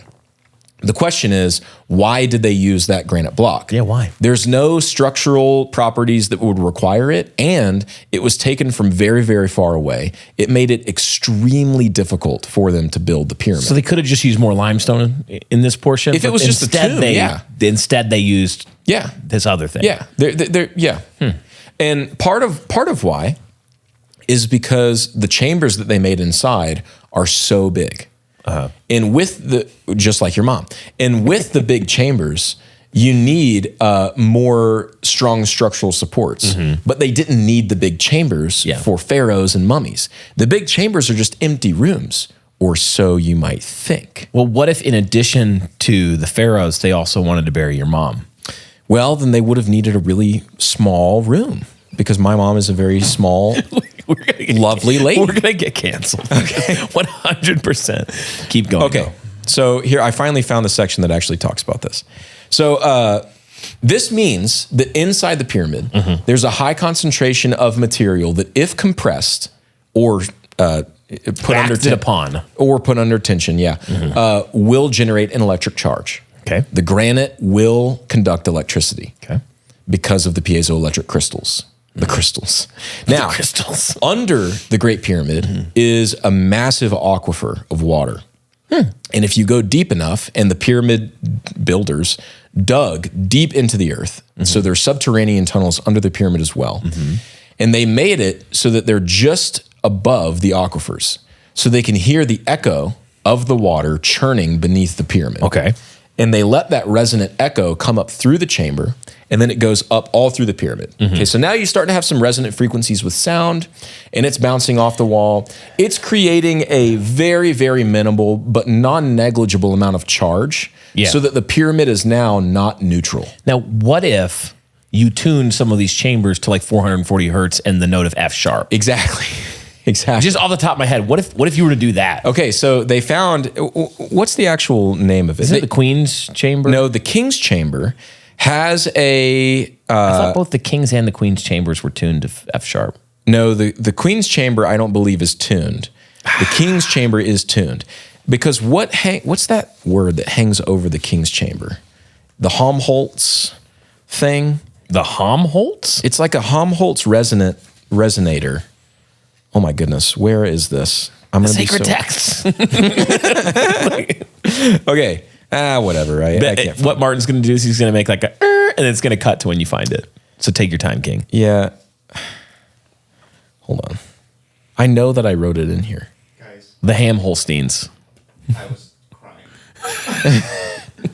I couldn't stop.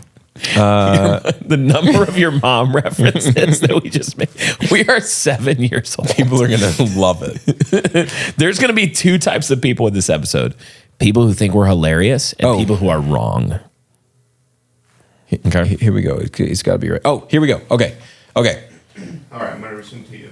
Okay. So, in the king's chamber, above it, there's 5 air chambers that are separated by layers of granite. Okay. So it's like stacked up like a tower, you know? Yeah. Now, the layers of granite that separate the 5 air chambers are smooth on all sides except the very top. The very top is all chiseled and mangled, and it looks totally rough, and no one could understand for the longest time why it was like this. And each one is different too. It's chiseled differently. Well, then they found out that if you let the aquifer echo go in, it resonates in above the king's chamber at 440 hertz and F sharp. Yeah. So then they realized that the 5 air pockets is what's called a Helmholtz resonator. Dude, I lost it again. A Helmholtz resonator.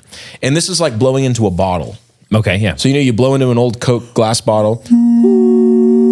That's really good. Thank you. Wow. That almost sounded fake. I appreciate As it. in real. Yeah.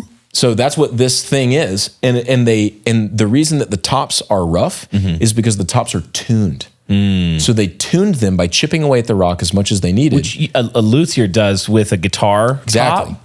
They tap on it, and then they listen to the taps, and they go and they remove thin little slivers of wood. Yes. Until as they tap, this usually it's a spruce top. Yes. Resonates exactly the way they want it to. Yes. So you're saying that they did that with the rock. They did that with the They were chipping rocks. it away until it tuned it to the correct frequency? Yes. And You are kidding me. No, I'm being and so what does the Helmholtz resonator does? Well, what does the bottle do? It amplifies. Yeah. So it makes it all like it ups the amplitude, I guess, just of the frequency. Yeah. But with it doesn't sound. change F sharp and it doesn't change the frequency of it. It just makes it really loud. It's like a resonant frequency. Exactly. So at this point now, the pyramid is like definitely charged. It's negatively charged. It has a solid negative charge going on. And they also found out that above the queen's chamber, which is beneath the king's chamber, there's a very small little tunnel that's vertical and goes just straight up into the king's chamber. And it also resonates at F sharp and 440 hertz. Dang. Okay, so here's where it all comes together. And I'll talk about some more stuff too that's just kind of fun. Yeah. In the queen's chamber, there's 2 shafts that lead to the outside of the pyramid. Okay. They're very thin, and they found residue in each of them that was, here we go. Yeah, acid, right? Yeah, so the northern shaft leading from the outside into the queen's chamber is lined with traces of hydrochloric acid. The southern shaft leading away on the other side is lined with zinc chloride remains. When these 2 elements are combined, the result is a violent solution that emits a great quantity of hydrogen gas. Are you kidding me? So here's what happened. They had the resonant frequency from the echo of the aquifer coming into the pyramid, generating a generally negative charge. Okay. But it's still small, but it just kind of primes the pump. Okay.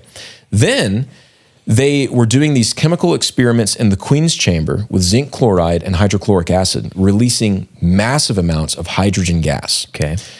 All of the exits to the pyramid would then be sealed off. So the gas is contained inside of these resonant chambers. Now the gas pressure is building to it's ready to burst, which is also why they needed the granite so that it wouldn't burst. But as the gas pressure builds, the compression on the piezoelectric material in the granite also builds, creating a massive charge. Then you go into the Great Gallery. How massive of a charge? I don't know. Like as big as... Big as your mom. Okay, wow. I'm so sorry, Mom. I love you. She's very trim He's woman. just setting me up. I know. It's... okay, So it goes into the Great Gallery, which is this like... you have the Queen's Chamber down here, and then it kind of goes up, and there's this great gallery that's slanted upwards, and it's huge. It's really tall, and they know that they come on. And they know that in the Great Gallery, they had resonating rods hanging down that were like bronze bells. Okay, wait, that's actually pretty crazy. They found remains of these, and there was like 12 of them or something lining the Great Gallery. These massive rods that had bells that could still swing somehow in them. And so as the pressure built and as the resonant frequency from the aquifers would build, those bells would also ring, and they were tuned to F sharp and 440 hertz. Then you go into the King's Chamber. By now, you have a sizable electric charge that's available to you. But then in the King's Chamber with that Helmholtz resonator stuff, it just ramps it up to 11. So not only is it amplifying the sound, but it's also amplifying the compression on the piezoelectric material. Creating a charge. Giving us more and more charge. Now the question is, how do you harness it? Yeah. Okay, Where so do you plug it in? all this stuff is, exactly. So all this stuff is like theoretically possible. We know that the piezoelectric material was there. We know the resonating rods was there. We know that it resonates at these frequencies in this note. We know that the hydrogen gas reaction was taking place. We know all this. What we also know is that the Great Pyramid was capped with gold. Now, gold is not an insulator. It conducts highly conductive. It's highly conductive. So the idea is that they had these, since the electricity could dissipate through the granite into that yellow limestone, that was an insulator, but it also conducted some electricity. It could go out to the outer shell of the pyramid and be trapped between the yellow limestone and the white limestone.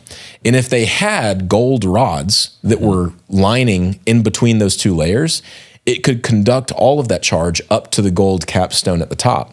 From there, if Nikola Tesla is right, okay, and the ionosphere can create a capacitance relationship with Earth's surface, then they could have had power that's just available to them in the air. So if they had, for example, if they had a light bulb that was eager for negative current, which is what a light bulb is, lit up. It would have lit up. Back to the Prestige. Exactly. So the Prestige, Christopher Nolan stole this idea from the ancient Egyptians.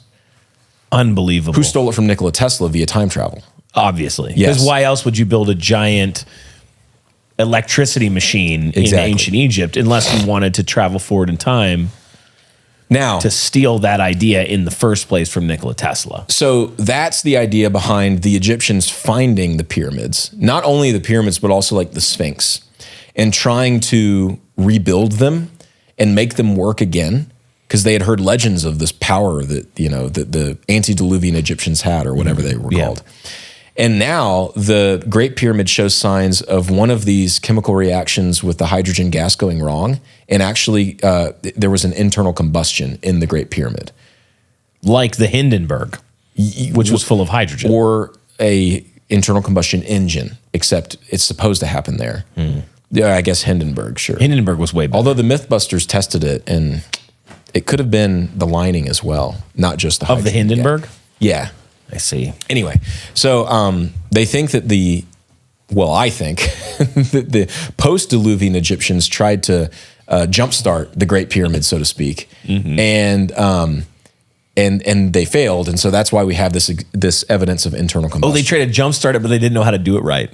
Yeah, so they kind of like blew it up a little bit. So they made the hydrogen gas go off, and then they lit a match. They're like, oops. And then oops, dead. Someone was like, hey, let me go check that out. Yeah. And he was ripping a heater. Yeah. So oops, dead. Oops, also the flood destroyed the outer layer of the white insulation. And oops, also now this internal combustion took away the resonant rods in the Great Chamber, maybe messed up some of the tuning in the King's Chamber, all this stuff. Wow. So the Great Pyramid of Giza was a power plant. That's my whole argument. And in terms of a likelihood of this all being correct, what would you get percentage-wise? I would say extremely likely. This is a classic me and Ben conversation where we're talking about something like this, and Ben for an hour explains something in detail. He's just like, then and Brian's he has like- the ancient alien's hair, but it's all like anechoic, and then there was hydrogen gases, and there was an extremely energetic state between the limestone and the gold rods. And then I'll be like, but like, where did you get all, where's the source from? And you're like, sources. Ben, I wanted to talk to you about something. I'm concerned about you. What are you concerned about? Every time I see you, you have more and more Indigo Sundries products. I feel like you're overdoing it. Dude, give me one example. Dude, this is exactly what I'm talking about. Do you see, like, where did you even get this from? What's the problem with having some soap on hand? Ben, we're at work right now. There's What, gonna be, you don't want to smell good at work? there's gonna be no situation where you need Indigo Sundry soap at work. Have you ever gotten sweaty in this basement? Dude, yes, every time we're filming, I look at you and I go, he's so handsome. Well then, you're gonna need some soap so that you don't smell as No, bad. but do you see what's happening to you? Like, how are you even, are there do you have fairies that give you this? Dude, what are you talking about? Have you partnered right now? with the Fae? No! I'm a stone cold Christian who likes soap. Dude, I feel, wait, is that calendula? Oh, not so mad about it now, are you? They make liquid soap Yeah, now? you didn't know that? Dude, I didn't know that. Well, They're obviously I'm literally not they're a sponsor of the show. You should know that. I have duties and responsibilities. Not all of us can just be Indigo Sundry Maxing all the time. Okay, well, since you didn't know that, I'm assuming you also didn't know that if you use their subscription plan, you'll get 10% off of your order. 10% off? 10% Of off. their already great prices? I'm telling you. Are you kidding me?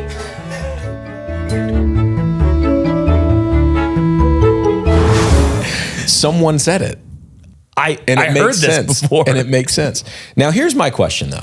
I want to hear your question. This is my question. What is your question? My question is thus. It proceeds Okay. as thus. Okay. The myth about the fallen watchers is that they come down, they enslave man. Man's sinful, but they also enslave man in this horrible demonic worship. But in the hopes of kind of tricking him, they give these gifts: knowledge, skills, technology, Future. technology.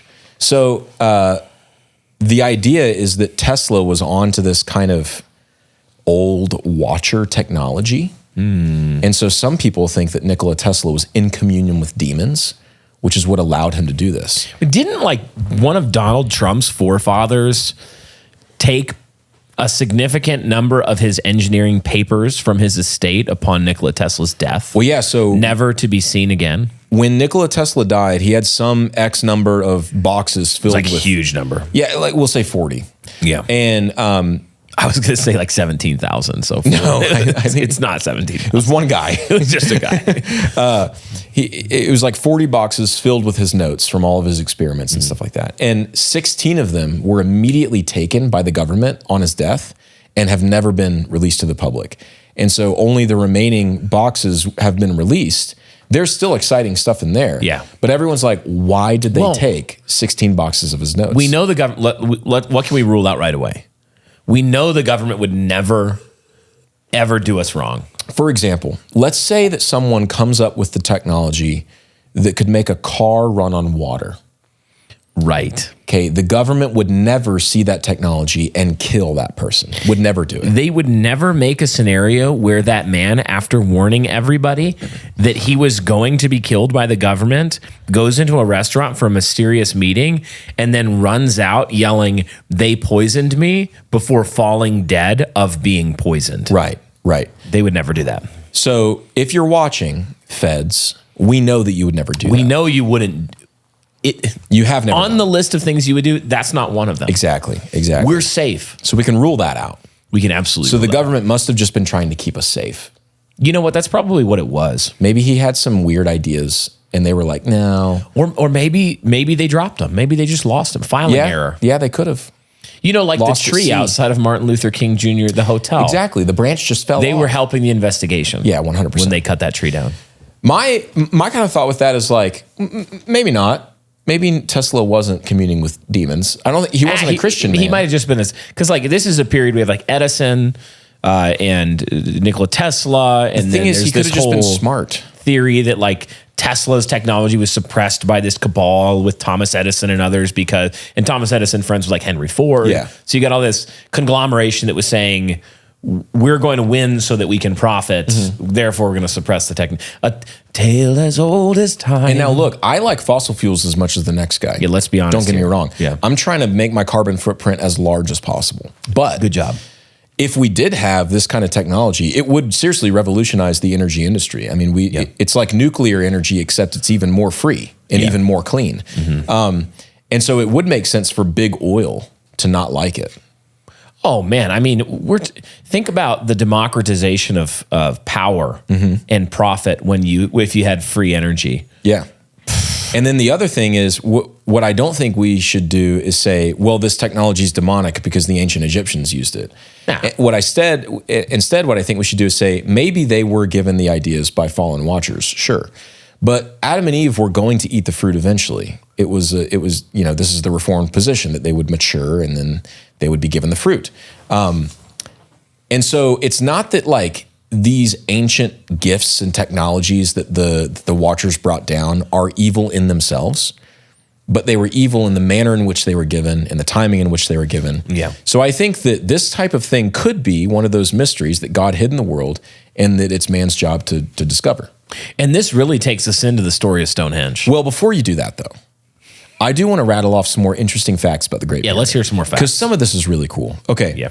So it seems like, first of all, the Great Pyramid has 8 sides, not 4. Really? Yes, few know this.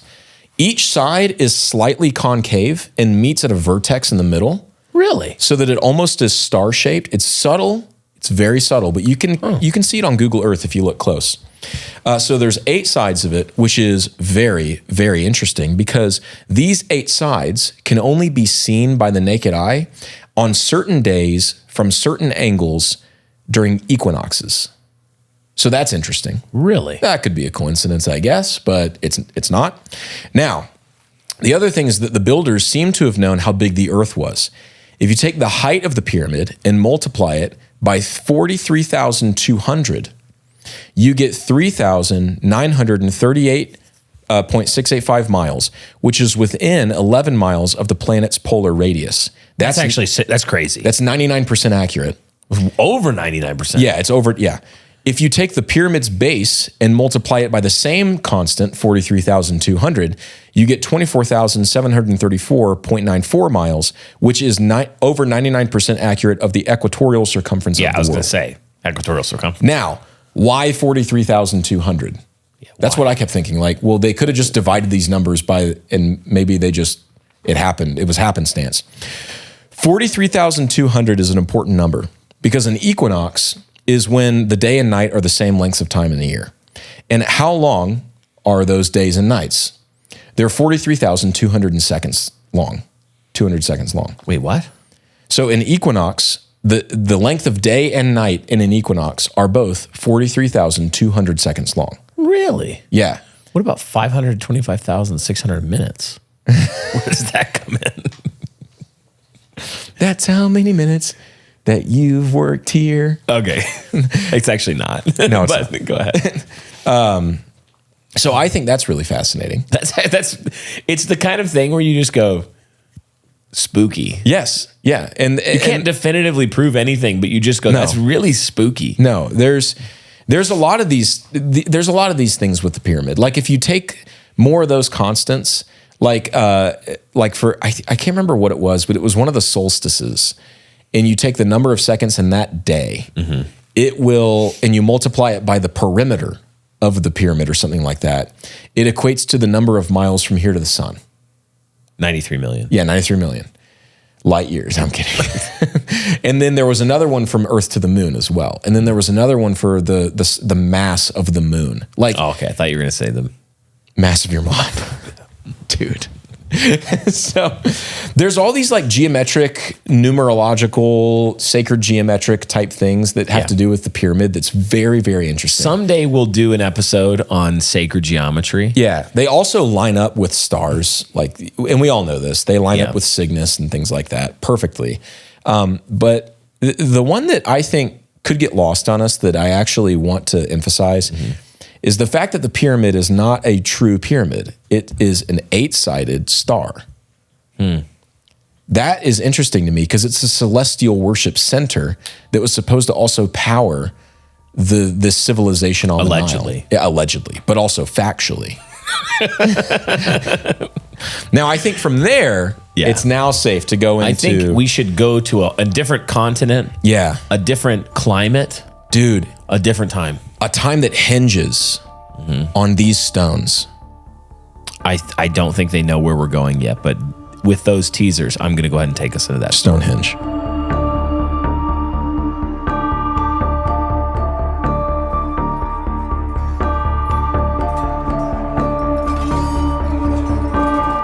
Long ago, a great battle was fought on the dew-laden fields of a place that was then called Karahantepe, but which is now called Salisbury. Celtic nobles, the earls and princes of early Wessex, had met the turncoat Saxon leader Hengist in bloody war and had, unfortunately, succumbed to his treachery and strength of arms. The bodies of Britain's greatest forebears littered the ground, their blood watering the vibrant green grass of the fields. It marked a turning point in the history of Britain and her kings, for upon hearing of the slaughter of men loyal to him and to their land, the king Aurelius Ambrosius embarked on the warpath to take revenge on Hengist. Eventually, as the story goes, Aurelius was successful. He restored the liberty of the British Celts and then diligently worked for the rest of his reign to bring about a level of societal reform that would go unmatched until the days of Alfred the Great. But in the midmost of his reform, the king journeyed back to the now burial mound-littered hills of Karahantepe and ruminated on how he might best show honor to the fallen dead. He had avenged their deaths at the hand of Hengist and his forces, but remained unsatisfied. To him, their great sacrifice, for it was a great sacrifice or martyrdom for their country, could never be forgotten. He therefore resolved to erect a monument in their memory on the same field that had tasted their lifeblood. What's more, he knew exactly what monument he wanted for the job. Indeed, it was one already built, one that stood upon a mountain far away, across the little channel of ocean that lay between his realm and the land of Ireland. You see, millennia before Aurelius's time, how long it was, nobody could say, but it was certainly in the deepest recesses of the ancient world, demigod giants imbued with magical powers had arrived on the shore of Ireland, having migrated from the northern horn of Africa. Whether they were Atlantean lords fleeing the wrath of the gods, or the fathers of the preternatural race of gods called the Tuath Dé, that the first kings of Ireland would someday defeat in war, is lost to legend. What is known is that the giants came and found men nearly as dumb as beasts roaming amongst the island. They began to teach them skills in building and governing that eventually culminated in the coronation of an Irish king completely lost since to memory. As a reward for the successful implementation of their teaching by the humans, the giants decided to make a gift for their first king. High upon that mountain, called Kilaureus, the giants hauled and flew, by their magic, massive blue stones imbued with healing powers to the heights. These were brought all the way back from Africa to the mountainside and interlocked with mortise and tenon joints and tongue and groove ends. The stones were formed into a massive ring with pillars propping up the completing ring of massive stone on top. It was presented to the king with the name of the Giant's Ring and was intended to serve the Irish with healing and a sign of goodwill by their teachers from the sea for the rest of time. It was this Giant's Ring that Aurelius, so many generations after it was made, wanted to take and place in Karahantepe as a memorial to his fallen nobles.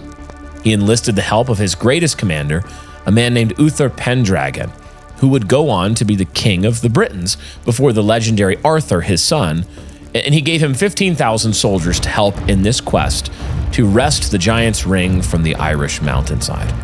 Of course, Uther did not go unopposed by the Irish. Their king, Gillemanius, formed an ocean of his own men to face the Britons down on the foothills of Karahantepe. But his attempts to defend his gift from the gods was ultimately futile. Uther led a great victory for Aurelius and was soon free to begin moving the massive blocks across the land and sea towards Britannia. But the stone blocks were so massive, so heavy, so cumbersome that Uther soon became convinced that all the men in the world joined together could not lift them. So tightly fitted into their mortise and tenons, it was clear that the entire ring was as one whole would have to be moved if it could be moved at all. It couldn't be taken apart. Aurelius, expecting that this might be the case on the ground, returned the messenger from Uther with a man of special assistance, the wizard Merlin. Born of an incubus and human woman, Merlin held massive potential for magic in himself and had already proven to be wise in counsel and cunning in his abilities. He arrived at the craggy place where the ring was still firmly fixed and proceeded to perform some kind of magical rite. The rite was an enigma to the men there, and the exact order of what Merlin had done has been lost to legend. He mustered all of his powers, dark and light, and pressed his will entirely down upon the ring until, to the amazement of the soldiers and Uther, the whole ring began to tremble and shake. Uprooted from the earth with a great crack like thunder, Merlin then sent the ring of stones flying through the sky to the east to his king, where it would soon find its final resting place in the loamy earth of Caer Caradoc. Thus was Stonehenge set in the earth of the Salisbury Plains.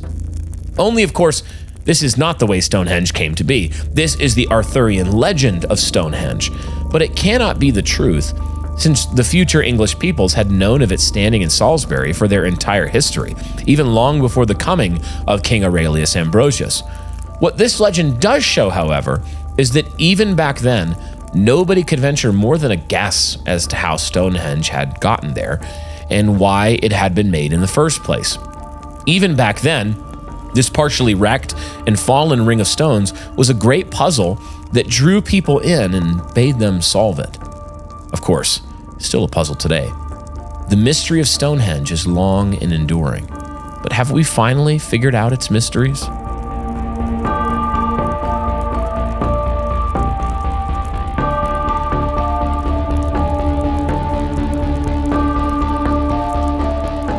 I would like to just point out that near the beginning of that little expedition into Stonehenge, you said something, very professional, like, oh, it's on a mountain over in Ireland and it's Stonehenge. And then the next sentence was ancient giants imbued with magical powers. I know.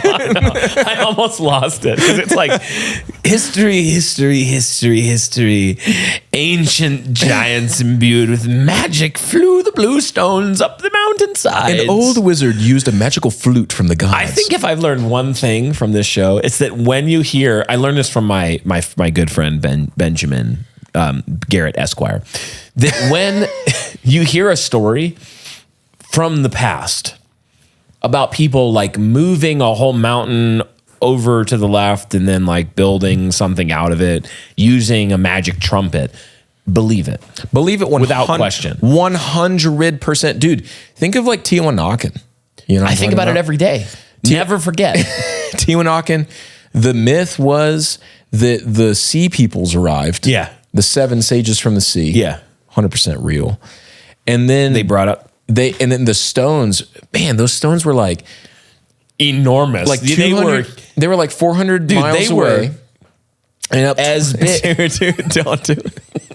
They were as big. If I had to use a measuring rod, I'd probably use something like your mom. Like that's how big it is. Americans will do anything to not use the metric system. Selling my soul right now for these your mom jokes. If your mom listens to this episode, because here's the thing, I'm gonna be mortified. Honor your father and mother. They know we're kidding. I want you guys to know we have good relationship with our mothers. Yes, we do. Lovely women. I love my mom. I love Brian's mom. She's laughing right now. Her and I helped him paint his old house when he was going to rent it out and move. Yeah. Anyway, so those stones for Tiwanakan, they were like 400 miles away, 12,000 feet of altitude. Yeah. And the myth was that the sea peoples came with a golden trumpet. And they were like, and they started, exactly. And then it was like, and then the rocks were like, hey, oi, hey, you block over there. It's the Stronsay Beast up there. They playing my favourite song. Let's go get him. And they dance their way up the mountain. It's the Stronsay Beast. That's a callback. Anyway, OG ones know episode that reference. 1. If you know what I'm talking about. It's the Stronsay Beast. Oi. So my point is, the story about the giants making them with like magic is real. I also noticed That's that my though, whole in the point. script. It's my whole point. This whole Stonehenge story, I've been there, by the way. We have Yeah, really? I was there in I forgot you 98. lived in the old England. Yeah, I was there back in a different millennia. I was there in 97, 98, can't remember. But During the days of Queen Elizabeth. back in that time, though, in the ancient days, you would get there and they'd give you this like cassette with headphones attached by a heck wire. yes. With Those a are little the foamy best. head thing. Yeah. And you put it on, you'd walk around into different stations, you'd like play, and it'd be like, in the time of Arthur. They used to do that. They raised the stones from the fields and they placed them here. It'd be like that. Yeah. The Queen of they used to England, do that Elizabeth, at cup of tea. art galleries too. bottle I of water. loved it. I loved going to art Yeah, that was galleries, so and they awesome. give you a cassette player, And now it's like some app and you gotta like, and then it's like DEI stuff where Yeah. the person's like, they were probably gay when they made this. then, and maybe Asian too. So I don't think that it was made by magic giants in Ireland. I'm going to go out on a limb. I actually don't think that's true. I think that it was made in England on the Salisbury Plains, eating Salisbury steaks. Yeah, obviously, by people. And drinking tea. By and, people. And biscuits, yeah. What I do think is crazy about it, though, is that, so we don't know who made it. Yeah, we literally don't. just don't. Now they're saying, oh, it was made over thousands of years by all these different people groups. Yeah. And finally, it came to its final form, like a Power Druids. Ranger. Yeah, with the Druids And and they like were the 5th sacrificing century. people. Yeah. So I don't think that they sacrifice people there, Yeah. only because there's no evidence of it, and we have evidence of Druid human sacrifice elsewhere. So I'm like, we can still dunk on Druids all day, Which I love to do. which we will. I mean, Julius Caesar hated the Druids. The Druids, It was hilarious The how much he hated Druids, the Druids. can just take the L Yeah, because they worship false gods, and they can just take the L, go to hell. they either they either what I'm saying? converted to Christ or they died. You need if you're a Druid listening, enhance. If you're a Druid listening to this, I just want to take this opportunity to say, repent of your sin. The Lord Jesus Christ has trampled down your false gods under his nail-pierced feet. Okay? He's utterly conquered them. In fact, he's put them to open shame. And you need to turn from your sin and repent and trust in the Lord Jesus Christ, lest you be cast into hell along with your demon gods.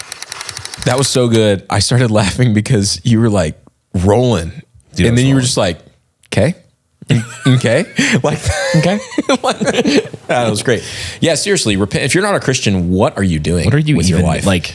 Repent, believe the gospel. L plus ratio if you're not a Christian. Find God plus ratio. 100%. The thing that I was going to say though is what we see for sure at Stonehenge is a mysterious method of building. Yeah. And by the way, do you know like how the pillars and the capstone thing? yeah. I forget what they're called.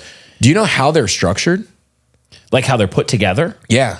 like with the joints. Dude, it's mortise and tenon. Yeah, that's joints. crazy. With doing that out of stone. That That big. large? Yeah, and that long ago. Don't make another your mom child.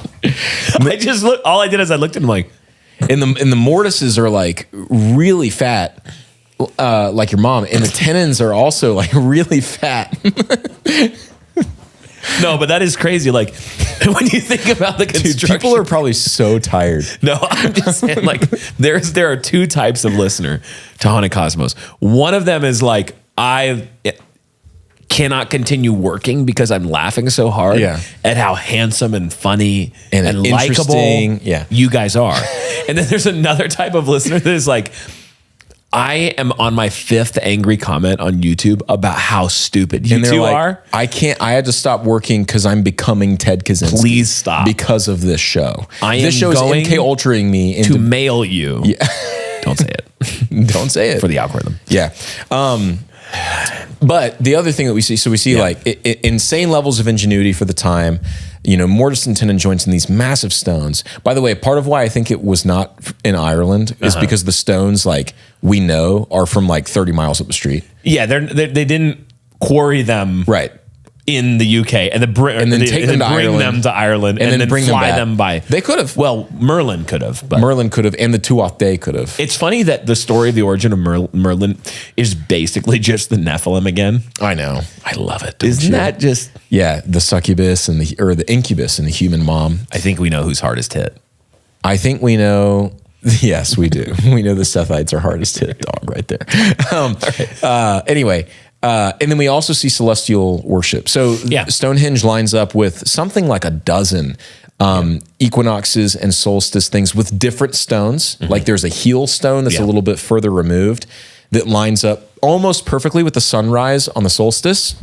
Yeah. Except for the heel stone is a little bit off to the left. And it never lines up straight. Even back in like the ancient days, it wouldn't have lined up straight. And so people think that it was originally an archway. Oh. And in the middle of it would have been the sun. And what does that remind you of, dude? It reminds me of Göbekli Tepe. Göbekli Tepe. The sight stone. Where you're looking straight through the sight stone and you see Cygnus. It's also going to strike a nerve with the closing story of today, Dude, which we'll get to. The closing story, by the way, which is going to tease us into another whole episode. That's right. Just FYSA. I don't know how, but we're going to find a way. It's going to be amazing. I'm so excited for the next episode. Brian is so excited. I am so stoked for the next episode. Brian, I can't emphasize this enough. We are both equally so stoked. Brian is so stoked for this next episode. And Ben too. But anyway, so that seems to be a theme, and it does lead one to wonder. So I said in the earlier part of the show that not only did all the ancient peoples pick out the different constellations similarly, but they also saw the constellations as similar things: dogs, soldiers, twins, Gemini twins. Yeah.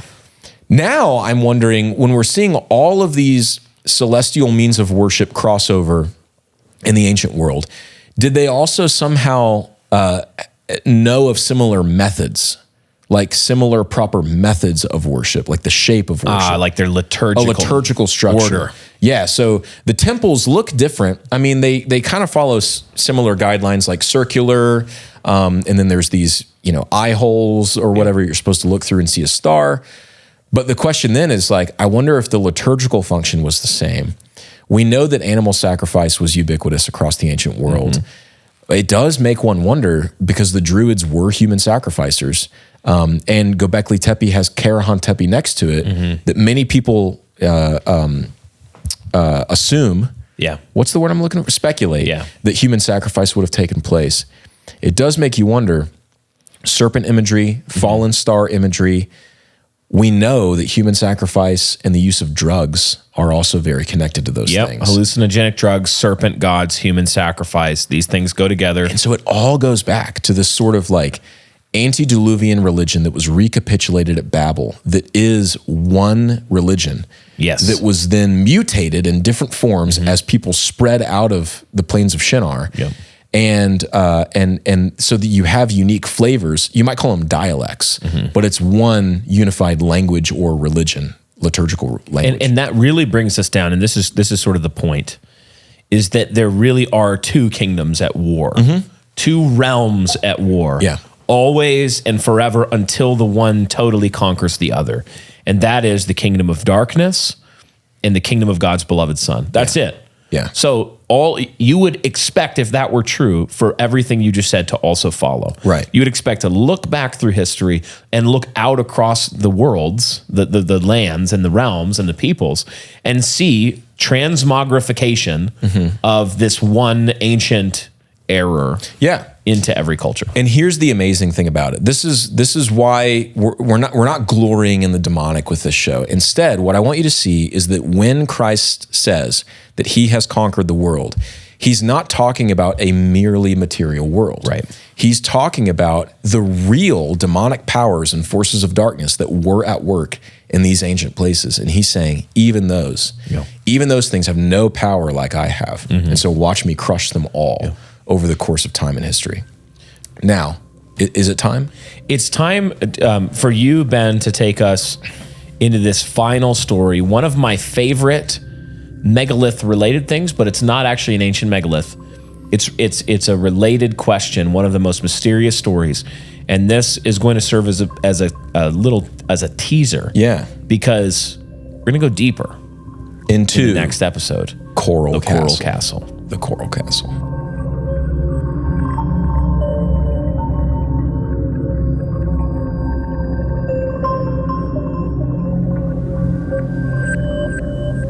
On the southernmost tip of Florida, just before the solid land turns seamlessly into the wilderness of the Everglades, There is a 10-acre tract of sandy grass and palm trees that attracts thousands of visitors every year.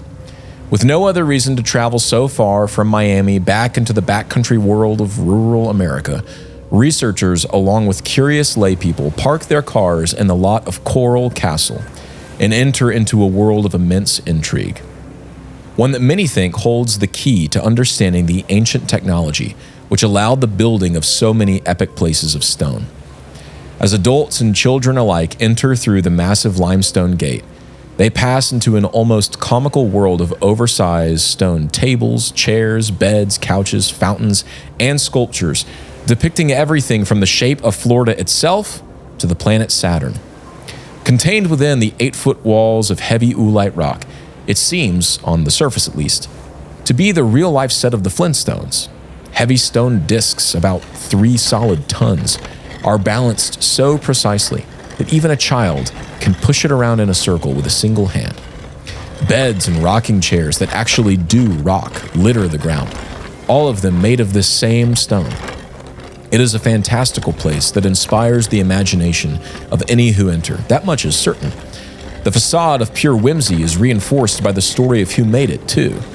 Tour guides say that the builder of Coral Castle, a man named Ed Leedskalnin, made the whole thing as a monument to the lovely woman he left behind in Latvia after she rejected him the night before their wedding. Motivated by a desire to win her back and build a mansion for her, he traveled to the States in sorrow and, in making this world for the two of them, healed from the wound of losing her affection. She never did return to him, but the oolite limestone house and courtyard nonetheless gave him peace and left a rich story of what lengths love can drive a man to, even after Ed passed away. But there's just one problem with this origin story. It isn't true. And Coral Castle is far from a light-hearted playground of carved rock, done by a man with a vivid imagination and too much free time. No. When one knows the full story, one finally sees the weightiness of this place, this modern megalith. So who was Ed Leedskalnin? How did he really make Coral Castle? And really, most importantly, why did he do it? Ed Leedskalnin was born in Latvia in January of 1887. He was not part of a wealthy family, and as he grew into adolescence, quickly realized that his future as an impoverished tradesman living beneath the shadow of a growing Russian empire was not a future he much cared for. Ed therefore joined in with the revolutionaries of his country in an attempt to usurp the encroaching Russians, and got his chance to actually fight for his cause in 1905 when he was just 18 years old. Being a chief actor in the fray against the new rulers, on the losing side of course, meant that Ed was now a wanted man. Far from the myth of fleeing his homeland in sorrow after a bout of unrequited love, Ed Leedskalnin boarded the cheapest ferry he could find, which was also going as far away as he could imagine in order to save his own life. Thus, the uneducated, poor, disenfranchised youth arrived on the shores of the United States. Through a young adulthood that saw Ed traveling all around the country performing odd jobs, something happened to fundamentally change him. It is impossible to say precisely what this something was. It's also impossible to say with any confidence when it actually happened. But sometime around the late 1910s, Ed felt the irresistible urge to move into the thinly inhabited rural area of Florida all the way from Texas, so that he might begin the thing that would someday define his entire life. Gaining the favor of a neighbor who had an unused piece of land on his property, Ed began quarrying by himself and completely by hand massive amounts of oolite limestone from the bedrock beneath the soil. At that point, no one thought to wonder how he was doing it himself, and this was partly because nobody actually saw him doing it. The Latvian was always known for keeping somewhat odd hours. At any rate, his quarrying and carving paid off when he finally showed his neighbors the first of what would become many creations, a 3-ton dining table made purely out of stone that was in the shape of a heart. Perhaps in an effort to throw onlookers toward a more innocent motivation of his, Ed informed the first people to see it of its being inspired by the passionate love he had left behind in Latvia. This, though maybe a half-truth, was certainly also false, as has been confirmed by relatives of Ed, who repeatedly reported never hearing of him having any love interests at all. But This seed of love took deep root in the sands of Florida and led to the unquestioned assumption of all of Ed's works being tribute to his mysterious woman he had lost. The reason for his lie has never been determined, but it was a lie, and that becomes very important very soon. Some years passed, and Ed's neighbors were left in awe at the few other stone pieces he had made completely by himself. Each thing weighed multiple tons, and even after being shown some basic pulleys and carts that Ed claimed to have supposedly used, they couldn't believe that that was all there was to it. Eventually, however, these neighbors would no longer have to worry about the odd art projects and work habits of their new friend, as Ed announced that he was going to move a bit further south, farther away from people, to continue bringing his vision to life. Oh, and he informed everyone that he would be taking his existing creations with him. The story goes that as the delivery truck driver lumbered onto the gravel track leading through the palm trees and into the clearing containing Ed's stones, he grew angry at the job clearly being a much bigger deal than Ed had made it out to be. He didn't have a crane or crew or any way to transport these multi-ton stones the 10 or so miles to Ed's new property. But as he expressed these frustrations to his customer, Ed very calmly asked him to step around the corner of a nearby outbuilding, a place he would not be able to see Ed or his stones from, and just wait a moment while Ed took care of things. About a minute went by, and the driver heard the sound of stones smoothly sliding over the wooden floor of his flatbed. He came back around the corner and was shocked to see Ed, little 100-pound, 5'9" Ed, standing proudly next to the 5-ton block of limestone that was now suddenly sitting perfectly in the center of the truck bed. No tools were in sight, and the driver had heard nothing by the final moments of adjustment on the monolith. And this was repeated multiple times as the truck drove back and forth, hauling each stone to its new home for its curious owner. In this new place, the place that would eventually be christened Coral Castle, Ed continued his work.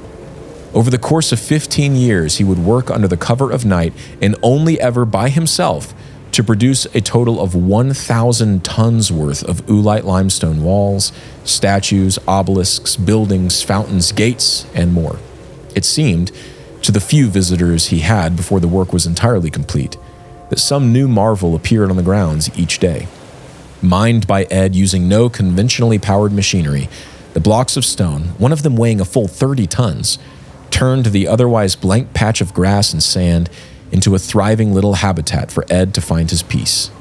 He built a living quarters for himself, and he built a 9-ton gate of pure stone that was so precisely set it could be pushed open with the single pointer finger of a young child. Whenever he was asked how he did it all, for nobody ever heard the sound of any equipment save his rickety old tripod pulley and hemp rope, he simply replied that I have found out how the ancients built the pyramids in Egypt. And any time he was asked why he did it, he was happy to cryptically keep people on the trail of him doing it for the sake of a lost love. But this is where things get tricky, because he never made any other monuments to love besides the heart-shaped table.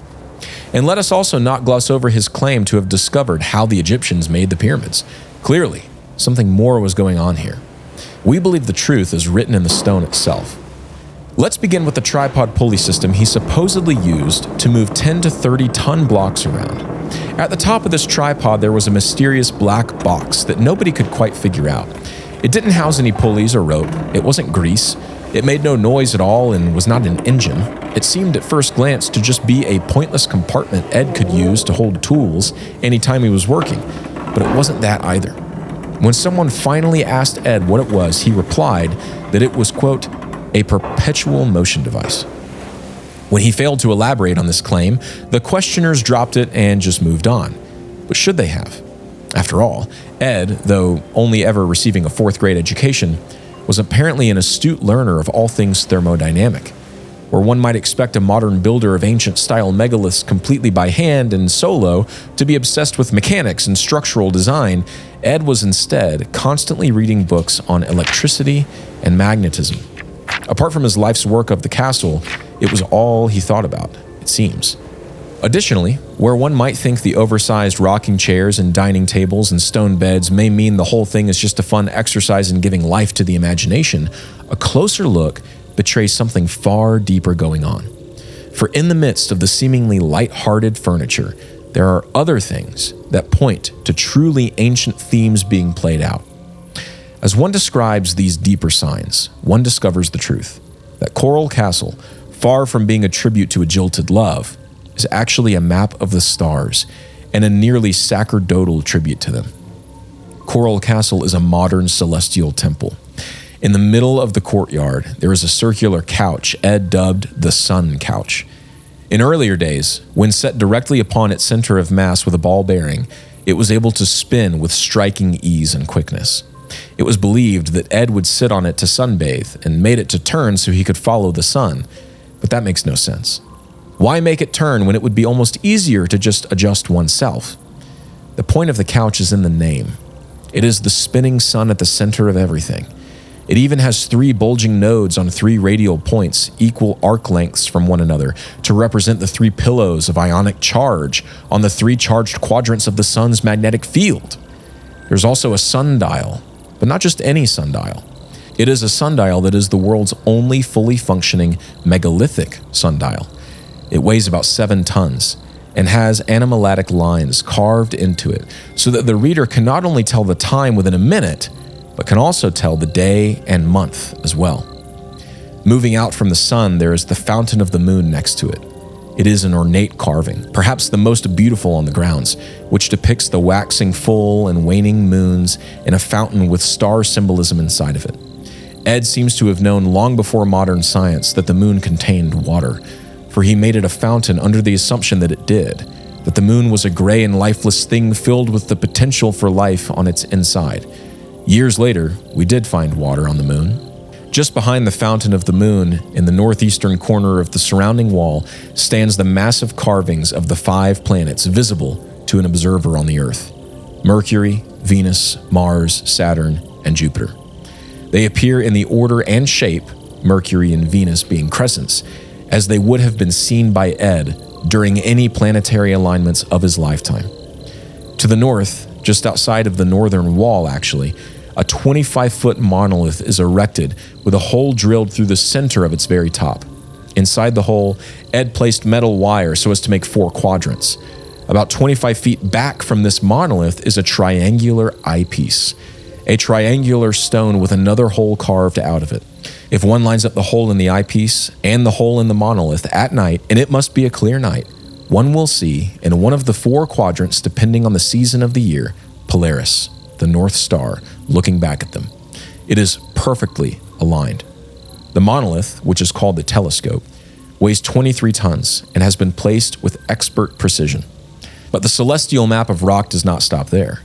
For you see, a lot of people saw that the other works peppering the grounds, the other monolith on the other side of the courtyard, the pyramid-shaped northern gate, the strange room with the oddly shaped cutouts in 2 places, and the almost Stonehenge-like pillar with a horizontal stone atop it, and they felt that they were sloppy work compared to the more magnificent pieces like the swinging 9-ton gate or the moon fountain. Then, however, people looked a bit closer and realized that these other pieces were anything but sloppy. In fact, they were perhaps more impressive in their precision than anything else at Coral Castle. It was discovered that they perfectly trace the shape of different constellations. The other monolith is a perfect outline of Taurus, complete with horns. The northern gate exactly matches the shape of Libra. The weird negative spaces carved into this corner room clearly resemble the Gemini twins, and the Stonehenge-esque rocks are the sign of Virgo. Ed, whatever else can be said of him, can never be accused of being sloppy, and can never be accused of failing to lace his work with layers of meaning. All the meaning, though, points to the stars. There is one likeness of a face carved into the rock at Coral Castle. It's not a woman's face, as some may expect given Ed's cover story. In fact, one can question whether or not it's a human face at all. It appears rather to be a humanoid face, one with exaggerated eyes glowing yellow or gold, one with little in the way of a nose but somehow perfect holes drilled for nostrils, one with a thin slit of a mouth. If the face resembles anything, it resembles that of a monster or a demon, or perhaps even an alien. Some have wondered whether or not this face is the face which belonged to the thing teaching Ed all of the skills that he'd need to build this place. For of course they were skills unique, apparently to him, and very few select others outside of the pagan ancient world. It all leaves one with the same question we began with. How did Ed Leedskalnin build Coral Castle, this modern monument to the gods and the stars? The short answer is that we still don't know. But we know it was not so simple as a single man chipping away at limestone for 20 years and moving blocks by inches each day. We know this because that would be impossible. It would be Herculean. But we also know this from 2 eyewitnesses that did one night sneak a glance at Ed and his labor. The first sighting was from 2 teenage boys riding bikes home after dark. Through the haze of night, they randomly looked over to see a massive stone drifting through the sky as if it was a hot air balloon tied to a moving platform on the ground. Only later did the boys realize they had been looking towards Ed's property. Before that, they both figured that they had been seeing things by a trick of the night. But it is the second sighting that has inspired the most awe. It was a middle-aged woman walking with her dog down the road at night. Ed was later in years and was nearing the end of his labor. She knew of him and his castle and had even been to see what he had done before, too. On that night, under the clear light of a full moon, she began to hear a strange sound in the air as she neared the land near Ed's castle. When she continued on the road, the sound grew sharper and was the clear sound of a man whistling. It was a lovely whistle, filled with texture and always changing from one theme to another. She tried to follow the sound of the whistling with her eyes, and finally, over the courtyard of Coral Castle, she saw the gaunt and tiny figure of Ed, walking in the midst of his creation, whistling a tune. And then she looked up, for that was where he was looking, and saw that above him, seemingly moved by the sound of the whistle, was the largest block of stone that she had ever seen in her life. It floated there, as if it was a cloud shifting about under the influence of a great wind. But it was not a great wind. It was only Ed's whistling, she thought, that moved it. Edward Leedskalnin died in Miami in 1951. He never divulged his secrets.